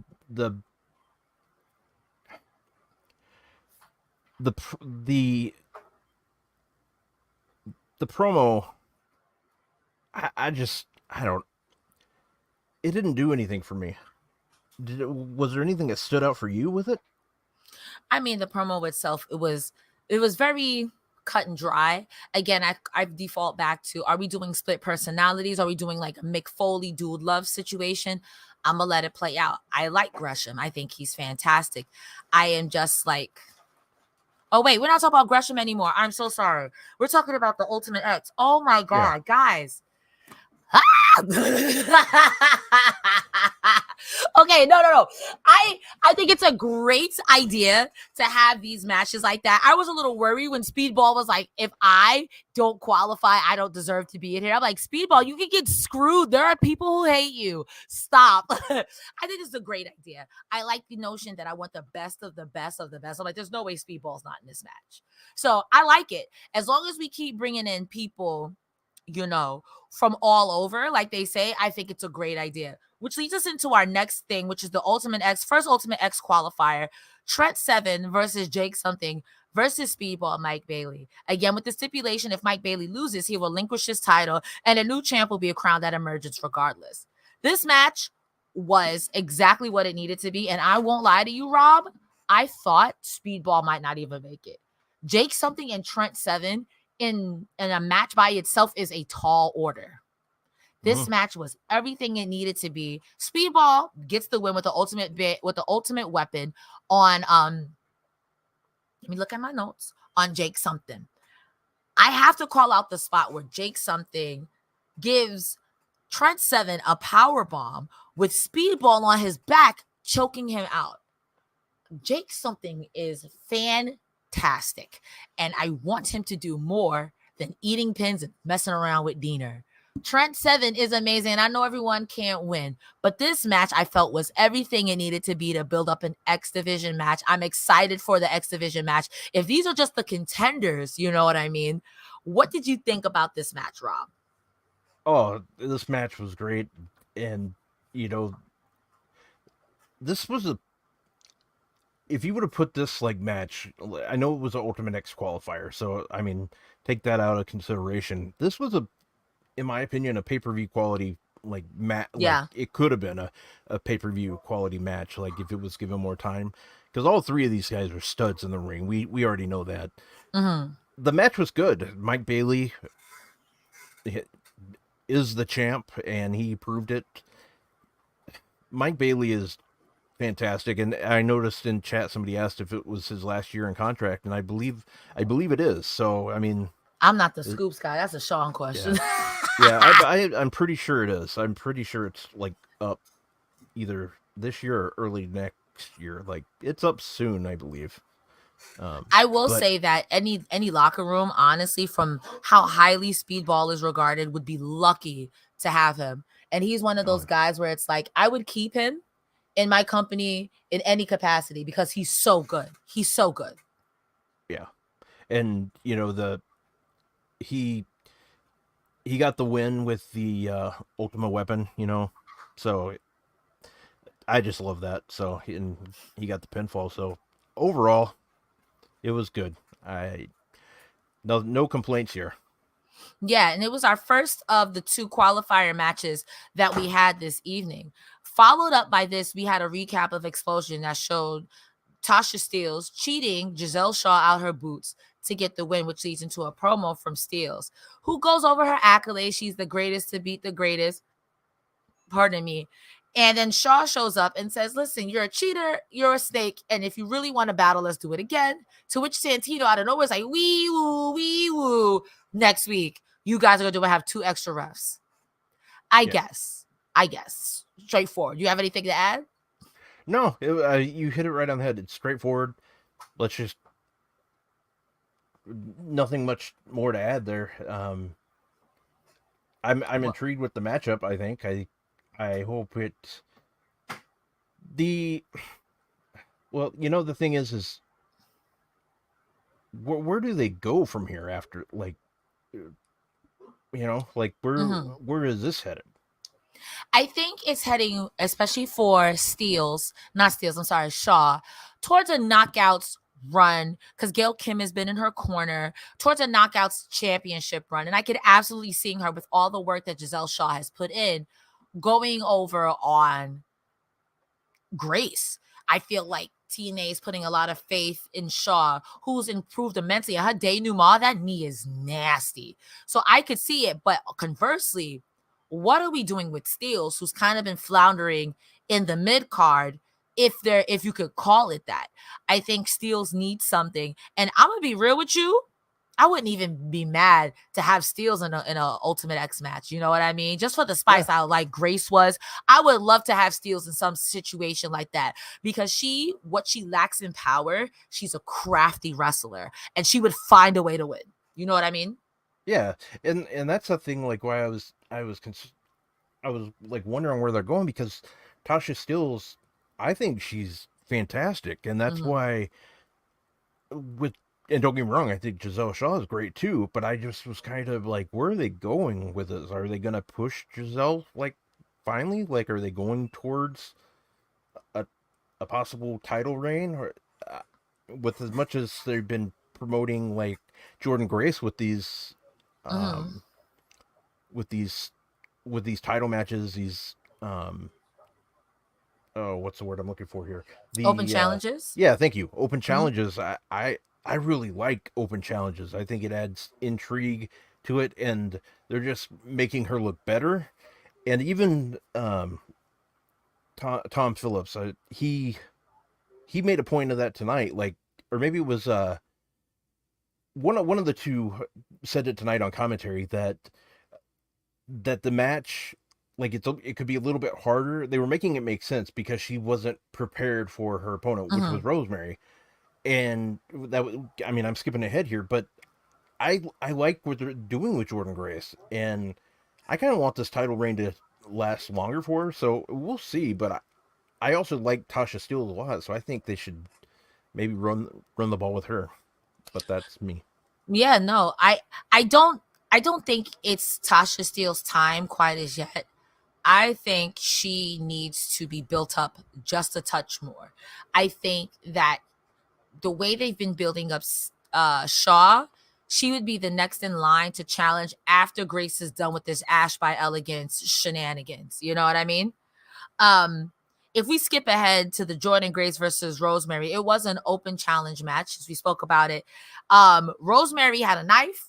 I like Rosemary with this short haircut. She looks creepy and deranged in the best way, like intimidation plus 10. I don't want to wrestle her. Like, she has the intimidation factor down. I do not want to wrestle Rosemary. It'd be a cold day in hell. There was a nice, innovative neck breaker submission pin on the outside of the apron that Rosemary had Jordynne Grace in, but Jordynne Grace eventually gets there was no finish in this. There was a stalling superplex off the second rope, and then here comes Ash by Elegance and George Iceman to come down. Iceman distracts the ref, Ash has a pink kendo stick and causes a DQ, which honestly doesn't make any sense. I kind of get it. You could have rolled out of the ring before the ref saw you. I don't understand, but Ash has been screwing over Grace, and Iceman has been getting terrorized by Rosemary. I was very sports confused by the end of this match because I don't think a DQ here was necessary. I understand we're building Rosemary. She's building back up, and we don't want your champion to get pinned.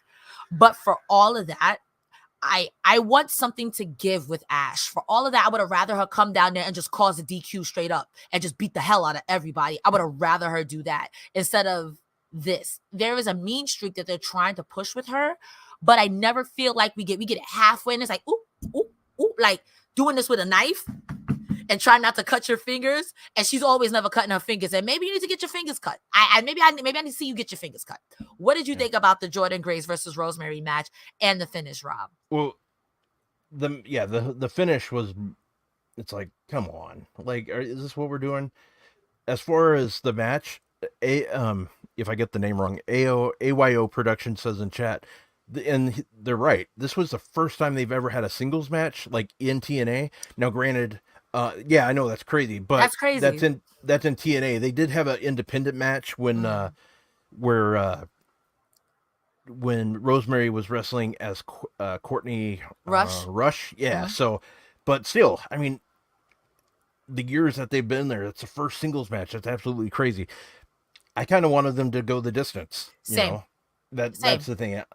Cause don't get me wrong, I like Ash by Elegance, like I mean, for what it is, I like her. I've always liked Dana Brooke. I think she's great. I know a lot of people feel different about that, but I don't like the storyline with her. Yeah, that's my thing. It's like, I am of the mind that no wrestler is quote unquote bad or whatever it is. You are just one gimmick, one storyline from people changing your mind. There was a time that I did not like FTR, and now I'm an FTR stan. And all it took was a promo. I feel like because I like to give if I'm going to give you I want to give you constructive criticism. I think if we lean into Ash being a menace and then be like, I'm too pretty to be a menace, I could get behind it. However, in this iteration, the storyline and what we're giving, the only one getting over is Iceman. Yeah. And they scaled him back, and he's still the most interesting thing about that group. That's a good point. Yeah, so I mean, we're gonna get this match eventually with Jordynne Grace and Ash. So I guess if it's going somewhere, but I know one thing, I would like to see another match between Jordynne Grace and Rosemary, and I'd like them to go the distance. I mean, I agree with that. Give them it doesn't have to be a pay-per-view match, but give them a 10 to 12 minute match on TNA. Let's go. At this point, too, make it a cage match and add Ash by Elegance since you want to be nosy. Ash, you want to do a little wrestle? You want to stop title shots? Let Ash by Elegance be in a hardcore match with Rosemary. I would like that because I don't like blood. But I also would be like, that's what you get for being nosy. That's what you get for causing DQs. Because while Grace be like, this is gross, but I'm Jordynne Grace. At this point, Ash needs to learn a lesson. Yeah. And it's, I mean, again, AO makes some good good comments. He says, and Jordynne Grace has praised Ash in their Slammiversary match, it was fine. It was good. But yeah, she could grow without being in the title picture. I think going with her being just a pain in the butt for everybody would be the way to go. I wouldn't mind her being an extreme nuisance. Like, I'm thinking almost borderline Iconics. Like, just like in your career, like, yo, Ash, go away. And I think I think with the character and the way she's presented now, if you go down that way, it would make so much. She just pops out of it. So I think I deserve a match like, yo, Ash, go away. I would be sports entertained. Yeah. I mean, I know what you're saying exactly. And for the people, I don't want them to take that out of context. We're saying, like, just keep her on TV, but it's like one of those things where she's crazy. We Yeah. got to do something about her. I mean, that's what we're coming from, and I would agree 100% with you. I'm trying to think of somebody that's a good example of that. That's kind of been like that in Billie a way. Kay at the end of WWE with her resume when she was like, "Hi guys, I've got a resume." Like, but instead of Billie Kay just being honky tonky, again, we know Ash by Elegance has a mean streak. So it's like, guys, I'm here. I'm Ash. I understand that you may not like me, but I'm here. And when they don't like it, she just causes a DQ. So you're like, yo, go Ash. Yeah, bro. I think she would be a great nuisance heel, like Alicia Edwards level of a nuisance heel. And can you imagine Lish and Ash together? Oh my god! Oh, wow, that would be. I mean, I don't get me wrong. I'm not. It would have potential to be Iconics like. I mean, I'm not saying that's it a would heat be, magnet that I'm here for. But it would be like heat wise. They could just they could get the. It would be to the point where eventually they would probably be. It would probably be comedic at where they'd actually get the crowd over more than anything. The crowd would hate them and then be like, you know what? They're so you good. Girls are all right. Yeah, that's exactly what happened. They just need somebody to yell out like, "Hey Kayla!" They need their hey like, "Hey Gia" or something like that. You know, Paige. Guys, we did skip over the ABC video package or the promo that they did backstage where they were like, we were the last Impact champions before they rebranded. Now we were the first TNA tag team champions after they rebranded. And we want to know who's the next team to get beat. Mike Bailey comes in and says, hey guys, I'm not here to know. I don't want no beef. However, the last time I wrestled the both of you, I personally got better. So I would be my honor and a privilege if you guys entered the Ultimate X match. And he said, just think about it. And he missed off. And they're like, you know, I wouldn't mind being a double champ. I feel like this still waters the seas of, is the ABC going to break up? Will they, won't they? And I don't mind Trey Miguel and Wentz in singles competition. What did you think about this video package? And do you think the Rascals should enter the Ultimate X qualifiers? Oh, hell yeah. Put them in there. Put them in there. Let's go. But the thing is would you have somebody cost them the match in Wesley? Yeah, Costly? Would you have them do that? I think that'd be very interesting. Wow. That's a good point. I didn't think about that until like right now, because that would be very good to have all three of them at odds, you know? So, And I'm not even mad when we talk about just the ABC, when you think about the Rascals and whatnot. ABC could get in there. Wesley could screw the ABC. The Rascals could be like, what are you doing? Wesley could screw the like, there's so many things. And I'm not even putting into consideration the WWE full crossover. No Quarter Catch Crew is beefing with the Rascals, or were beefing with the Rascals. Imagine they're just like, now we're beefing with TNA. Yeah. Joe Hendry said, I want to stay around in NXT a little bit longer. So I don't think the partnership is done. But as far as their tag team division is concerned, I don't watch NXT. So please take what I'm saying with a grain of salt, ladies and gentlemen. Don't cook me. But the word on the street is that the NXT tag team division it could use a little sprucing. That being said, one thing TNA is really good at is their X division and their tag division. So I wouldn't mind Wentz or No Quarter Catch screwing someone like ABC, the Rascals getting involved, and now we've got, in my hardest of hearts, a War Games NXT TNA takeover, because I don't know where y'all gonna unearth Motor City Machine Guns from, because I want it. That's for me. That is for Cresta. That's for me. Oh man, you know that this is a whole different thing, but that GIF or GIF, whatever people want to call it, it's from Brooklyn Nine-Nine, where the captain goes like, hot damn, you know that. Yes, that I know one? what you're talking That's about. exactly what I'm feeling like right now. It's like, there you go, bring it. So like, that's not a bad idea at all. Man, now I'm just kind of like, all right, I see what you're cooking here and I like it.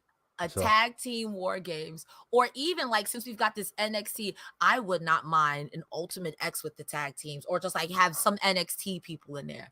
Now I don't know about this Obafemi feller, and I don't think it'd be him, but that's a large man. Yeah, just that guy. They're gonna, if WWE does it right, man, they can push, not to do the Cameron Grimes thing, but that guy can go to the moon. I mean, Poor when I say to the moon, he can throw somebody to the moon is what I meant. But bro, yeah, geez, man, I that guy, that's a whole different conversation. And I know people have their dream matches already with him. Mhm. They've already been doing it, but there's a lot of different people I'd love to see him wrestle in TNA too. But oh yeah, I'm holding out for Obafemi versus Moose. And with all due respect to Moose, because I think Moose is a fantastic heel. He's a large man. But if Moose lets Obafemi squash him, you would put Obafemi over huge. Because Moose, to me, is Randy Orton of TNA. There's nothing he won't do. There's nothing Moose will. He'll burn down your fucking house. There's nothing Moose will do. yeah. Yeah, and I could see that too. That's unfortunate. No, like, note to self, don't get on that guy's bad side. Not at all. I really feel like if you replace Randy Orton with Moose in every one of those things, with Randy Orton in front of Abigail's house, I could see Moose doing this. Didn't Moose burn down someone's house literally? Probably. I don't remember, but Moose and Randy Orton, they remind me like of that guy or Steve Buscemi's character in Billy Madison, where Adam Sandler calls him and says, like, I'm sorry for everything. And then at the end, like, Buscemi hangs up the phone and then he looks at his list and crosses them off. That's how I look at those guys. If I had beef with them, I would want to squash it. I'd be like, I'm sorry. You know, those are the two guys that I feel like that for. Because they're going to take it too far. Yeah. No, I don't need that. We did have another, but before the Jordynne Grace Rosemary match, we did have another video package from Steph DeLander. She's in the hotel waiting for her husband, PCO, and it's going straight to voicemail. In this moment, I wrote $20 Matt Cardona beats up PCO. I would have won $20. Put it like, spoiler alert, I would have won $20. We do get a Bound for Glory announced. I'm sorry, do you have any notes on that one? Well, I would say that I'm like, hey, you know what? They're keeping it real. Because that seems like normal. Like, the wife's calling the husband. Oh, voicemail. So that seems normal to me. But but yeah, you know, yeah, we know Matt Cardona was going to be behind this one way or another. There was going to be shenanigans, as we like to call it. And I just didn't know what way they were going to do it. I didn't know if we were going to get like Cardona like being room service with a fake mustache. I didn't know what we were going to get, but yeah, it is what it is on this. It's strange, but it's kind of like a good strange, because I'm getting a kick out of it. Joel had to warm me up to be on the side of, okay, all right, I'll be with the Steph DeLander with the PCO situation. We do get the Bound for Glory announcement. It's going to be in Detroit, October 26th. They do say that pre-sale tickets will go on sale for Ultimate Insiders, and then general admission. I didn't write down any notes because I am a jabroni. Next, we have Josh Alexander. I put Josh Alexander addresses his enemies. Just need to make that okay. Yeah. So I can make a little photograph or a Photoshop of that, because that's pretty much what it was. That's exactly what it was, and that's why I was like, yo, he's on his Canadian Kurt Angle. Yeah. On the one hand, not the You People promo. You guys did this. I was the man, and now you are over here talking about, I believe in your Henry. You were believing in me. I mean, he should have just gone full meme lord and hit the Nick Nemeth. It should have been me. But then Josh Alexander. Now, I am not a wrestler. I'm just a jabroni who likes wrestling and will talk about it forever. But when Josh Alexander says, and I quote, y'all believe in Joe Hendry? He's a meme. He's not even a real wrestler. He can't even lace my boots. Bro.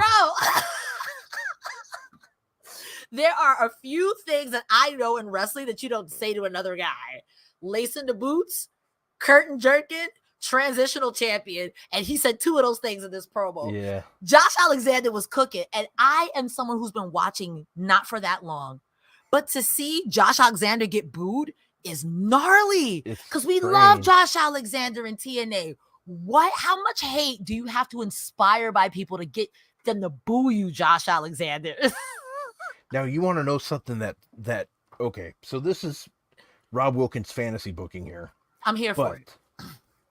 You give me a Josh Alexander title victory here, like I mean, granted, Nick just won the title, you know, but could you imagine, just hear me out, and this is Fantasyland, that if Ethan Page helped him win that title, how crazy would that be? Two massive egos? Yeah, and I mean, granted, I know things aren't the same from what they've said in interviews, but that would be pretty damn cool, in my opinion, to have the North kind of be the champs of 2 different organizations. I think that'd be badass. So that's me. But I did like this promo. My thing is, I've always been a heel guy, so I like the heels. Because I mean, I remember like all my friends were like, Hulk Hogan this, Hulk Hogan that. I was rooting for Ted DiBiase. I'm like, that guy has the money. What's wrong with you, fool? You know, like that guy could buy my G.I. Joe toys that I want. So that's what I looked at. So, I mean, yeah, take your vitamins, say your prayers, but hell no, give me the G.I. Joe. Just give me the vehicles. That's what I need. But also, a good heel will make a face seem even more facier, because it's cool to root for someone like John Cena. But can you really root for a John Cena if he doesn't have like a big evil like a Randy Orton burning down his house? Yeah, true. And yeah, it's crazy. And granted, I know I went into fantasy land there with that booking, but Josh Alexander, I want to see where this goes. Josh Alexander being an asshole is going to be good stuff. It has potential to be good stuff. So let's go. Let's see where it goes, because I want to see it. Yeah, like one thing that commentary always put over when he was faced, control your temper, Josh, because when you get too mad, you snap and then things don't go your way. Now he doesn't have to. And seeing Josh Alexander wrestle mad when he was a face versus seeing Josh Alexander have to wrestle mad when he's a heel, I don't want to quote Kurt Angle, but it's given. I'm just a sexy Kurt. Sexy Kurt. I'll make Josh. your ankles hurt. Hey, like, he's really about to like, I'm just a sexy Josh. Sexy Josh on top of your head. I got nothing around with that. Yeah, that's okay. We'll workshop it. Yeah. But this is fantastic stuff. Nemeth does come out because he does call Nemeth a transitional champion, which rude. And Nemeth was going to say something and it just hit him. That's how you get them out there. That's how you note to any wrestlers that's how you get, if you need somebody out there, that's what you do. You call them a transitional champion. That'll bring them out. Yep. Like, that'll bring them out. Another thing I've heard, and again, I'm not a wrestler, so please feel free to buy Cresta, shut the hell up. Transitional wrestler, and you're a carny piece of shit. Oh, yeah. Yep. They'll come up behind her. Hey, who you call a carny piece of shit? Yeah. Yep. Who you call the transition champion? I had this championship for 3 whole days. Screw you. Could you imagine if somebody goes, come out here, you carny piece of shit. You are a transitional champion. Like, get them both in like 2 sentences. My God. You can't even lace my boot, you curtain jerker. Oh, yeah, you curtain jerker. My God. That'd be like the ultimate, like, oh, damn. Like, this is not a work. This, you know. Now we actually have to fit. You got to say all the awful things back to back to back. Yeah. And if you say it too many times, Jeff Jarrett comes out. I'm kidding. Yeah. Then you're like, damn, we might have a Montreal Screwjob situation here. Let's see what we got. You guys might actually fist fight backstage. It's like, listen, I'm just saying it was a promo. But what you mean by I couldn't lace your boots? Put your boots on right now and see if I lace. Somebody's gonna get their ass knocked out in the dressing room. I am waiting for someone to cut the Nemeth promo. It should have been me. And at this point, I thought Alexander was gonna say that during this promo. It should have been me. Screw Joe Hendry. Screw Nemeth. It should have been me. The only thing that would have been better is that Taco Bell commercial would have gone through right then, like last night on Dynamite. Is it The Undertaker or Taco Bell? You decide. Yeah. Did you see that last night on Dynamite? I did not. Oh, that was.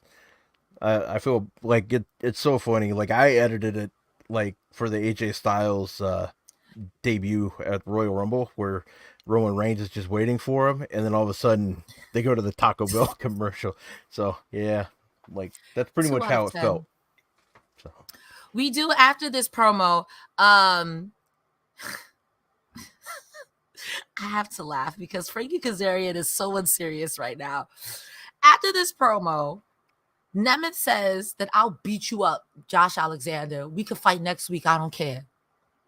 Then we get Santino backstage saying, hey, I'll make this official. Josh Alessandro versus the Nemeth next week. And here comes Kazarian like, ain't no way, boy. How are we giving Josh Alexander another title shot? And I'm like, Kazarian, what have you won? Like, Kazarian, get out of here. Remember how I was talking about get out of here earlier with Ash? This is what I'm talking about. Ash used to do what Kazarian's doing because Kazarian's being the worst. Like, you were talking about delusional. He's like, hey, I'm the king. This little piece of plastic doesn't make you a king, pal. I'm like, yo, Kazarian. I'm sports entertainment. You should join the system because you're really delusional, my guy. Long story short, Santino says, bruh, you gotta win something first before you want to talk about being in something or the other. And then Kazarian says, well, I'm gonna be in this match. One way or another. So I'm expecting a DQ finish with Josh Alexander versus Nick Nemeth. I'm expecting that. What did you gather from this, Rob? That's exactly how I felt. Like, I'm like, you need to do something, man. Why do you want to be in this title? I mean, granted, I know you want to be in the title match, but you need to deserve to be in there. That's the biggest thing. You need to be deserving. And I see your point, like what you said. It's funny, like it's like, dude, what have you done lately for me? You just complained. Yeah, like come on. Like I mean it just one of those things, and it kind of gave me that vibe too. Like it's like, well, you just gave the ending away to me, is what it did. Yeah. So I'm not mad at it because I think Kazarian's like your uncle who's like, bro, I don't want to listen to your mixtape. You're 50. I'll live. Yeah. After that, we got our second Ultimate X qualifier match between Zachary Wentz with Trey Miguel, Casey Navarro, who honestly is such a good talent, and Dante Chen from NXT. This match, fantastic, high flying, but it was a short match. We get a UFO cutter on Casey Navarro after from Pete. Sorry, not Pete Wentz. That's somebody else. We get a UFO cutter on Casey Navarro for a Zachary Wentz win. And I was like, they're going to let Dante Chen get the pin after he got a nice pop coming out, so I'm not mad at it. But this match was standard. It was standard. The only thing I had to say was a nice DDT neck breaker on Chen from Wentz after an Irish whip from Casey Navarro. Do you have anything to add, Rob? No, I was happy to see Dante Chen. This is the first time he's been in a match with either one of those guys. And it's the first time Zachary Wentz has wrestled Casey Navarro in almost 6 years to the day in CZW. So oh wow, I was like, wow, that's pretty cool. And the fact that Casey Navarro's getting work is always good. I like seeing him on my TV. He's so good. Very good. So I liked it. You're right. It was a very quick match. But the right guy won. We know that. Yeah. And that's really all I could say. I was glad to see both. I liked seeing all three competitors in this match, and I hope they bring Navarro back again. And I like seeing Dante on my TV too. He has potential. Like it's there. So I just hope we see it even more in NXT. So even if it's on Level Up, just give him some more reps. Let's go. Yeah, I agree. I think within the next 5 years, probably even sooner, Casey Navarro is going to be signed somewhere because he's too good to have just out here floating in the indies. No shade. Yeah, I honestly thought like it, and I know this isn't AEW hour. I really thought he would have been perfect for the new Ring of Honor system. I really do. But hey, if he gets signed somewhere else, more power to him. Yeah, get your money. He needs to be signed though. Yesterday, in my opinion. Agreed. He's so good. He's got a great look. The gear is together. He's really good. We get our final Steph DeLander video package. She's like, he said he's on the way, and she opens the door, and who is it? Always ready, Matt Cardona. Matt Cardona's like, Steph, what the hell are you doing here? And Steph is like, what the hell are you doing here? I'm on my honeymoon. Go away. Matt Cardona says, bro, we got money to make. What are you doing? Steph slams the door on him. It's like, get out. Where the hell is PCO? Cut 2. Matt Cardona's like, yo, that's my property. Whoa. Dog. Yeah. Whoa, the 20s, Cardona. Whoa. Yes, that was a crazy line. That was a crazy line. And he stepped over it. Now, my thing I would say to Steph, if you want Matt Cardona out of your way, it's very simple. You just buy some action figures and just give them to him, and he'll go play with them, and you're good. He'll stay out of your way. That's all you got to do. Get him that gift card to Ringside Collectibles. He'll just leave you alone. That's all you got to do. Just give him that gift card. He can pre-order his toys or his action figures. Like I have my Bret Hart figures on pre-order, stuff like that. You know, I get it, but that's what you do. That's how you get them. That's how you just get them to step aside. Just move over there. You don't have to be too far, but I need you to stay the hell out of my business, is what she's trying to say with that gift card, like, or action figures. She buys them off Amazon, whatever. But that's how you do it. That's the key to get rid of Matt Cardona. I'm telling you right now, folks, that's how you do it. Or money. Or pay money. Him to leave. Yes. Yeah. Even if he's proven if he breaks anything, he's still going to go work. I got to give him that. Yeah, no, he's somebody who's like, listen, my mouth still works because I'm a yap. Yeah. Can't get my mind's out the gutter. Okay. He's like, hey, does some part of me still work? Because I'm a yap. You know, the thing is that let's say he got his jaw broken or something. They had to sew it shut for 6 weeks. That, you know, that man be doing sign language or something, like just to be able to. He would Shibata it. He'd be like, yeah.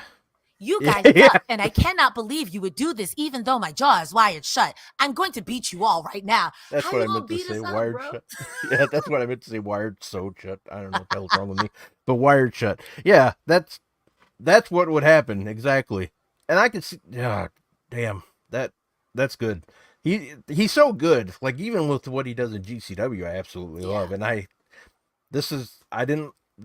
my property thing was, I like, damn, you know, like, but overall, I laugh whenever I see PCO, and the thing is, because I've always liked the guy because he's been around for so long, and I just think this whole marriage thing is rather. It wouldn't have been on my wrestling bingo card, you know, ever, like, for this to happen. So I think it's kind of, for what it is, it's something outside of the ring, and they're doing what they can. And hey, it's been entertaining. So for me, anyways. Maybe we're looking at this wrong. Maybe when Matt Cardona was like, you have my property, he was talking about the Digital Media Championship. Maybe we're looking at this wrong because PCO is a champ. Wait, yeah, no, he took it off of not AJ Styles. He took it off of AJ Francis. I don't know. Oh. I'm trying to make it better. I'm I'm doing something. My property, though. Ooh. I don't think so. I'm not gonna hold you. He's one of those people who I can see Bully Ray saying that, Moose saying that, Randy. Oh. Like, Randy Orton is my barometer, man. Have I ever told you, but you brought the name up, so I'm going to go ahead and do this. Have you ever heard my Dudley Boys joke? No, I would like to be sports intrigued. Yes, tell me your Dudley Boy joke. So, you know, those two have known each other forever. Yes. They first met when they worked at McDonald's. Do you know what Devon said to Bubba about the fries? Kiss the fries! Oh.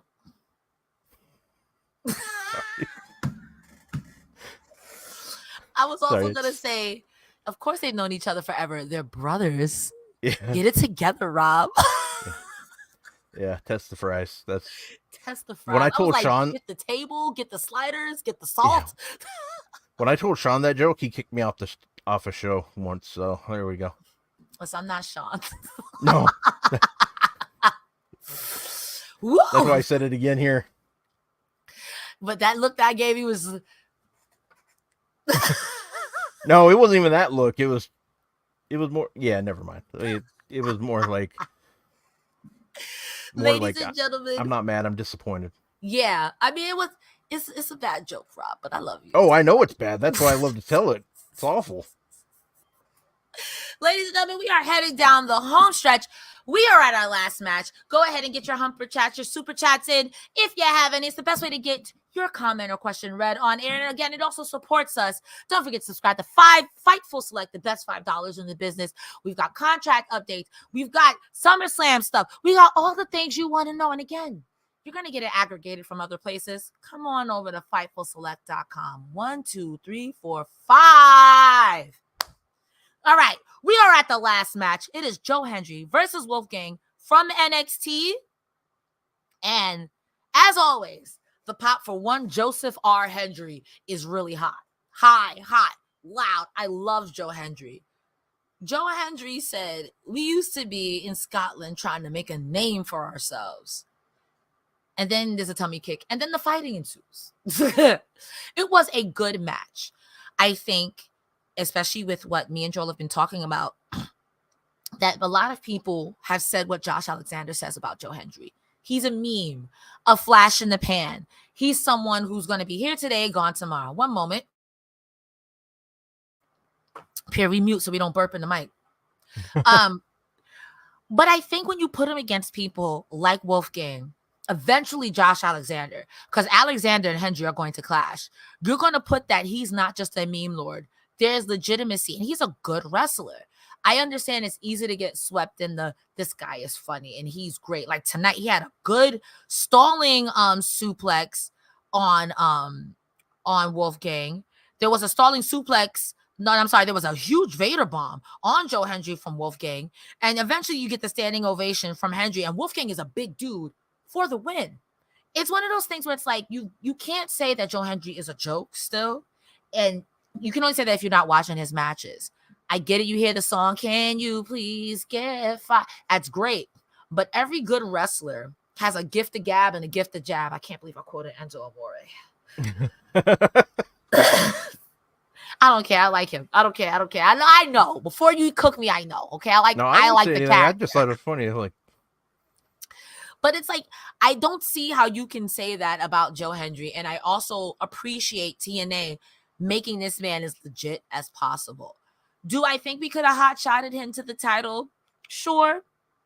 That being said, you do have people like Nemeth, Alexander, something, Macklin. They're very top-heavy.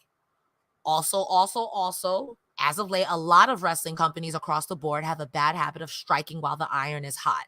The last thing I would want to do, because watching Joe Hendry re-debut in TNA till now, the last thing I would want y'all to do is build this man up and then he leave. Mm-hmm. So I would want Joe Hendry to at least get a world title run and not know 2 seconds and then Josh Alexander hits him with the I'll make your ankle hurt. I need to see, like, give me at least 3 months and I'll be happy. Because at this point, like him or lump him, this is very Matt Cardona, online internet champion. I wasn't watching wrestling at that time, but it gives me the very same vibes. You're not going to deny me for too much longer. And I have the meat and potatoes, like both of them do. So Don't do it, TNA. Your days will be numbered, and I don't know that many numbers. What did you think of this match, Rob? That reaction that Joe got it just gets louder and louder. So that stands out for me. The other thing too is again, I agree completely what you said, because the thing is why TNA needs to look into this is there's a lot of different reasons. I always like looking into the business side of this business. Mm-hmm. Joe Hendry is like one of the top sellers for pro wrestling tees, which means Impact, like merchandise. I mean, there's a reason why you go this route. Now, I agree. I know why they probably didn't want to put that title on him like right now, Maybe you want to build him in NXT a little bit longer. Let them use him some more and get his name up there and bring more viewers. Possibly, I think it's working. Just based off the views that they had for Slammiversary, I think it's definitely working. So I think it's a matter of time. Like you said, it's just a matter of time. So you just got to keep believing is what we got to do. I'm going to keep believing. Yeah, and like AO says, TNA wants to do their own build, and I think that's true to a fact for sure, but I think you have to do it sooner than later. I'm going to say something that I thought I would never say because I am very grateful to TNA and all that it has exposed me to in wrestling. That being said, don't do a TNA thing and wait too long. Don't. Like, I thoroughly enjoy people like the Rascals, ABC, Jordynne Grace, and Joe Hendry. And I think TNA is a fantastic promotion, something that is necessary and needed. That being said, those same talents would be fantastic any and everywhere. And I would be going out of my way to keep these people. Nothing against the older people like Moose, Kazarian, and even Motor City Machine Guns to an extent. And I don't know where they are, but I want them back, baby. I miss you guys. That being said, too, it's still like, I want to keep these people who are names that are synonymous with TNA. These people who can put on great matches, deliver great promos. In my mind, rent-free, Jordynne Grace told Steph Delander, I beat you, I beat your boyfriend, and I beat his wife. Who? That's fantastic. And I love having those characters on TNA. I just don't want, I want everyone to make money. Let me say that. I want everyone to make money. But I think it'd be foolish to let those in particular talents slip you by, especially with someone like WWE. Like, what you got? You got any more AJ Styles, Samoa Joes over there? What you got going on over there? Yeah, what you got back there? It's what you got in the back. Let's see this. Yeah, you know. Yeah, and I think that TNA is a great place where I think of Naomi, for example, and even Ash by Elegance. If you feel WWE or whatever it is, don't think you got the meat and potatoes and you know you're that person. TNA is a great place to test your mettle, be better, wrestle a different style, do something different. And to me, there's nothing to hide in TNA. You cannot hide in TNA. You've Mustafa got Ali. to wrestle. What? Mustafa Ali. But Mustafa never had to hide. Yeah, he was good since 205 live. That man. Yeah, well, no, that's what I'm saying. It's just we've known he's been so good. Mm-hmm. And that's the thing. Like, he even went out to TNA and he proved it. And I know everybody and their mother says he's going to AEW, but I'm just saying hypothetically, if I'm WWE and I see what he did in TNA, I'm at least making a call like, hey, look, we messed up. You know, it's like a relationship. I'd be like, yeah, I messed up. Yeah, I know. I want you back. And you're all I ever wanted. Yeah. I mean, it might not go good for them, but hey, it's worth a shot. But so never say that's all never. I'm saying. Yeah, you never say never in this professional business. You wrestling. definitely never say never, because we saw that in November when some guy named Phil Brooks walked out in Chicago. So, I was about to say the same example. I wasn't watching wrestling when one Christian Mingle Punk said, I would never come back to this chicken shit company, the Federation. And I saw him come back after people cheered and chanted him. And then he said, I won't get into detail, but CM Punk was tweeting some wild stuff over the pandemic. And now he's back in the Fed. I'm not mad. Get your money. I'm not mad. I'm just saying, never say never. Never say never. Because people are like, TNA is going to die. And in 20 years, TNA is going to be the only professional wrestling promotion. hey, make that money. That's the one thing I would always tell a wrestler: make that money, because you don't know how long this ring life will last for you. So you gotta make that money. So go do it. And that's a good example for everyone. Go make your money, because you don't know how long this life is going to last you. And then we're done. That's the end of our show. Rob, where can the people find you on the social medias and the internet if they want to be like, Rob, I love your takes? Guys, you can find me at Rob Wilkins on X. I'm also on Instagram and Threads at Fightful Rob. you can catch me tomorrow on Fightful Overbooks, Coexisting with Rob and Maggie. We are going to review SummerSlam. We're going to talk about Bryan Danielson and Jeff Jarrett.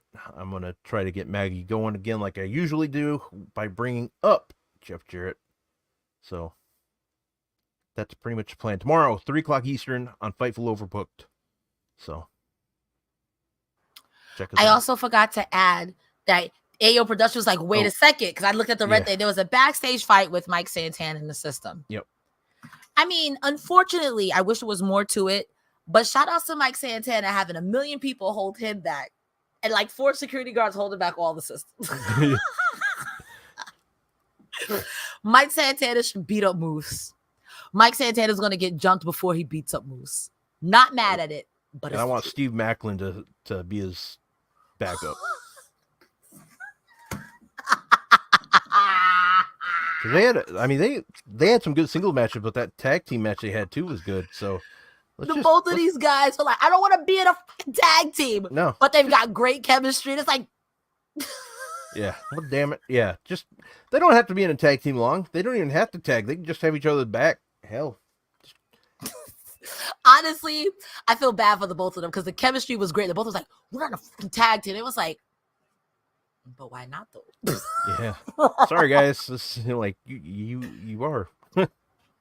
I'm sorry you're good at tag team wrestling. I'll never suggest it. I'll never say anything again. Ladies and gentlemen, you can find me on the internet anywhere. You can type Cresta Star on Instagram. Twitter is Cresta the Star. Twitch and TikTok, everywhere else is Cresta Star. Twitter is the only one where it's like Cresta the Star because Elon Musk got me. I'm live here every Thursdays and Saturdays for the TNA post show. Most of the time with Joel. Sometimes we have the lovely Rob like we do tonight. And on Saturdays, I have the Collision post show with Iridian and Rick and sometimes Sean Ross Sapp. If you need more Crest in your life every Wednesday, you can find me over on TikTok and Twitch going over AEW Dynamite. I think we got everything, Rob. Did we get everything, Rob? Subscribe to Fightful. So. I think so. I think we got everything. Chat will let us know for sure. Right, but I think we got it all. I think we did too. I'm going to end it like Joel does. All right, ladies and gentlemen, boys and girls and friends beyond the binary, this has been the TNA Post Show. I'm Cresta Star. That's Rob Wilkins. We're signing out because my brain got 2 brain cells left and they're fighting over 5th place. Have a good night, y'all. Bye-bye now. Edge Street.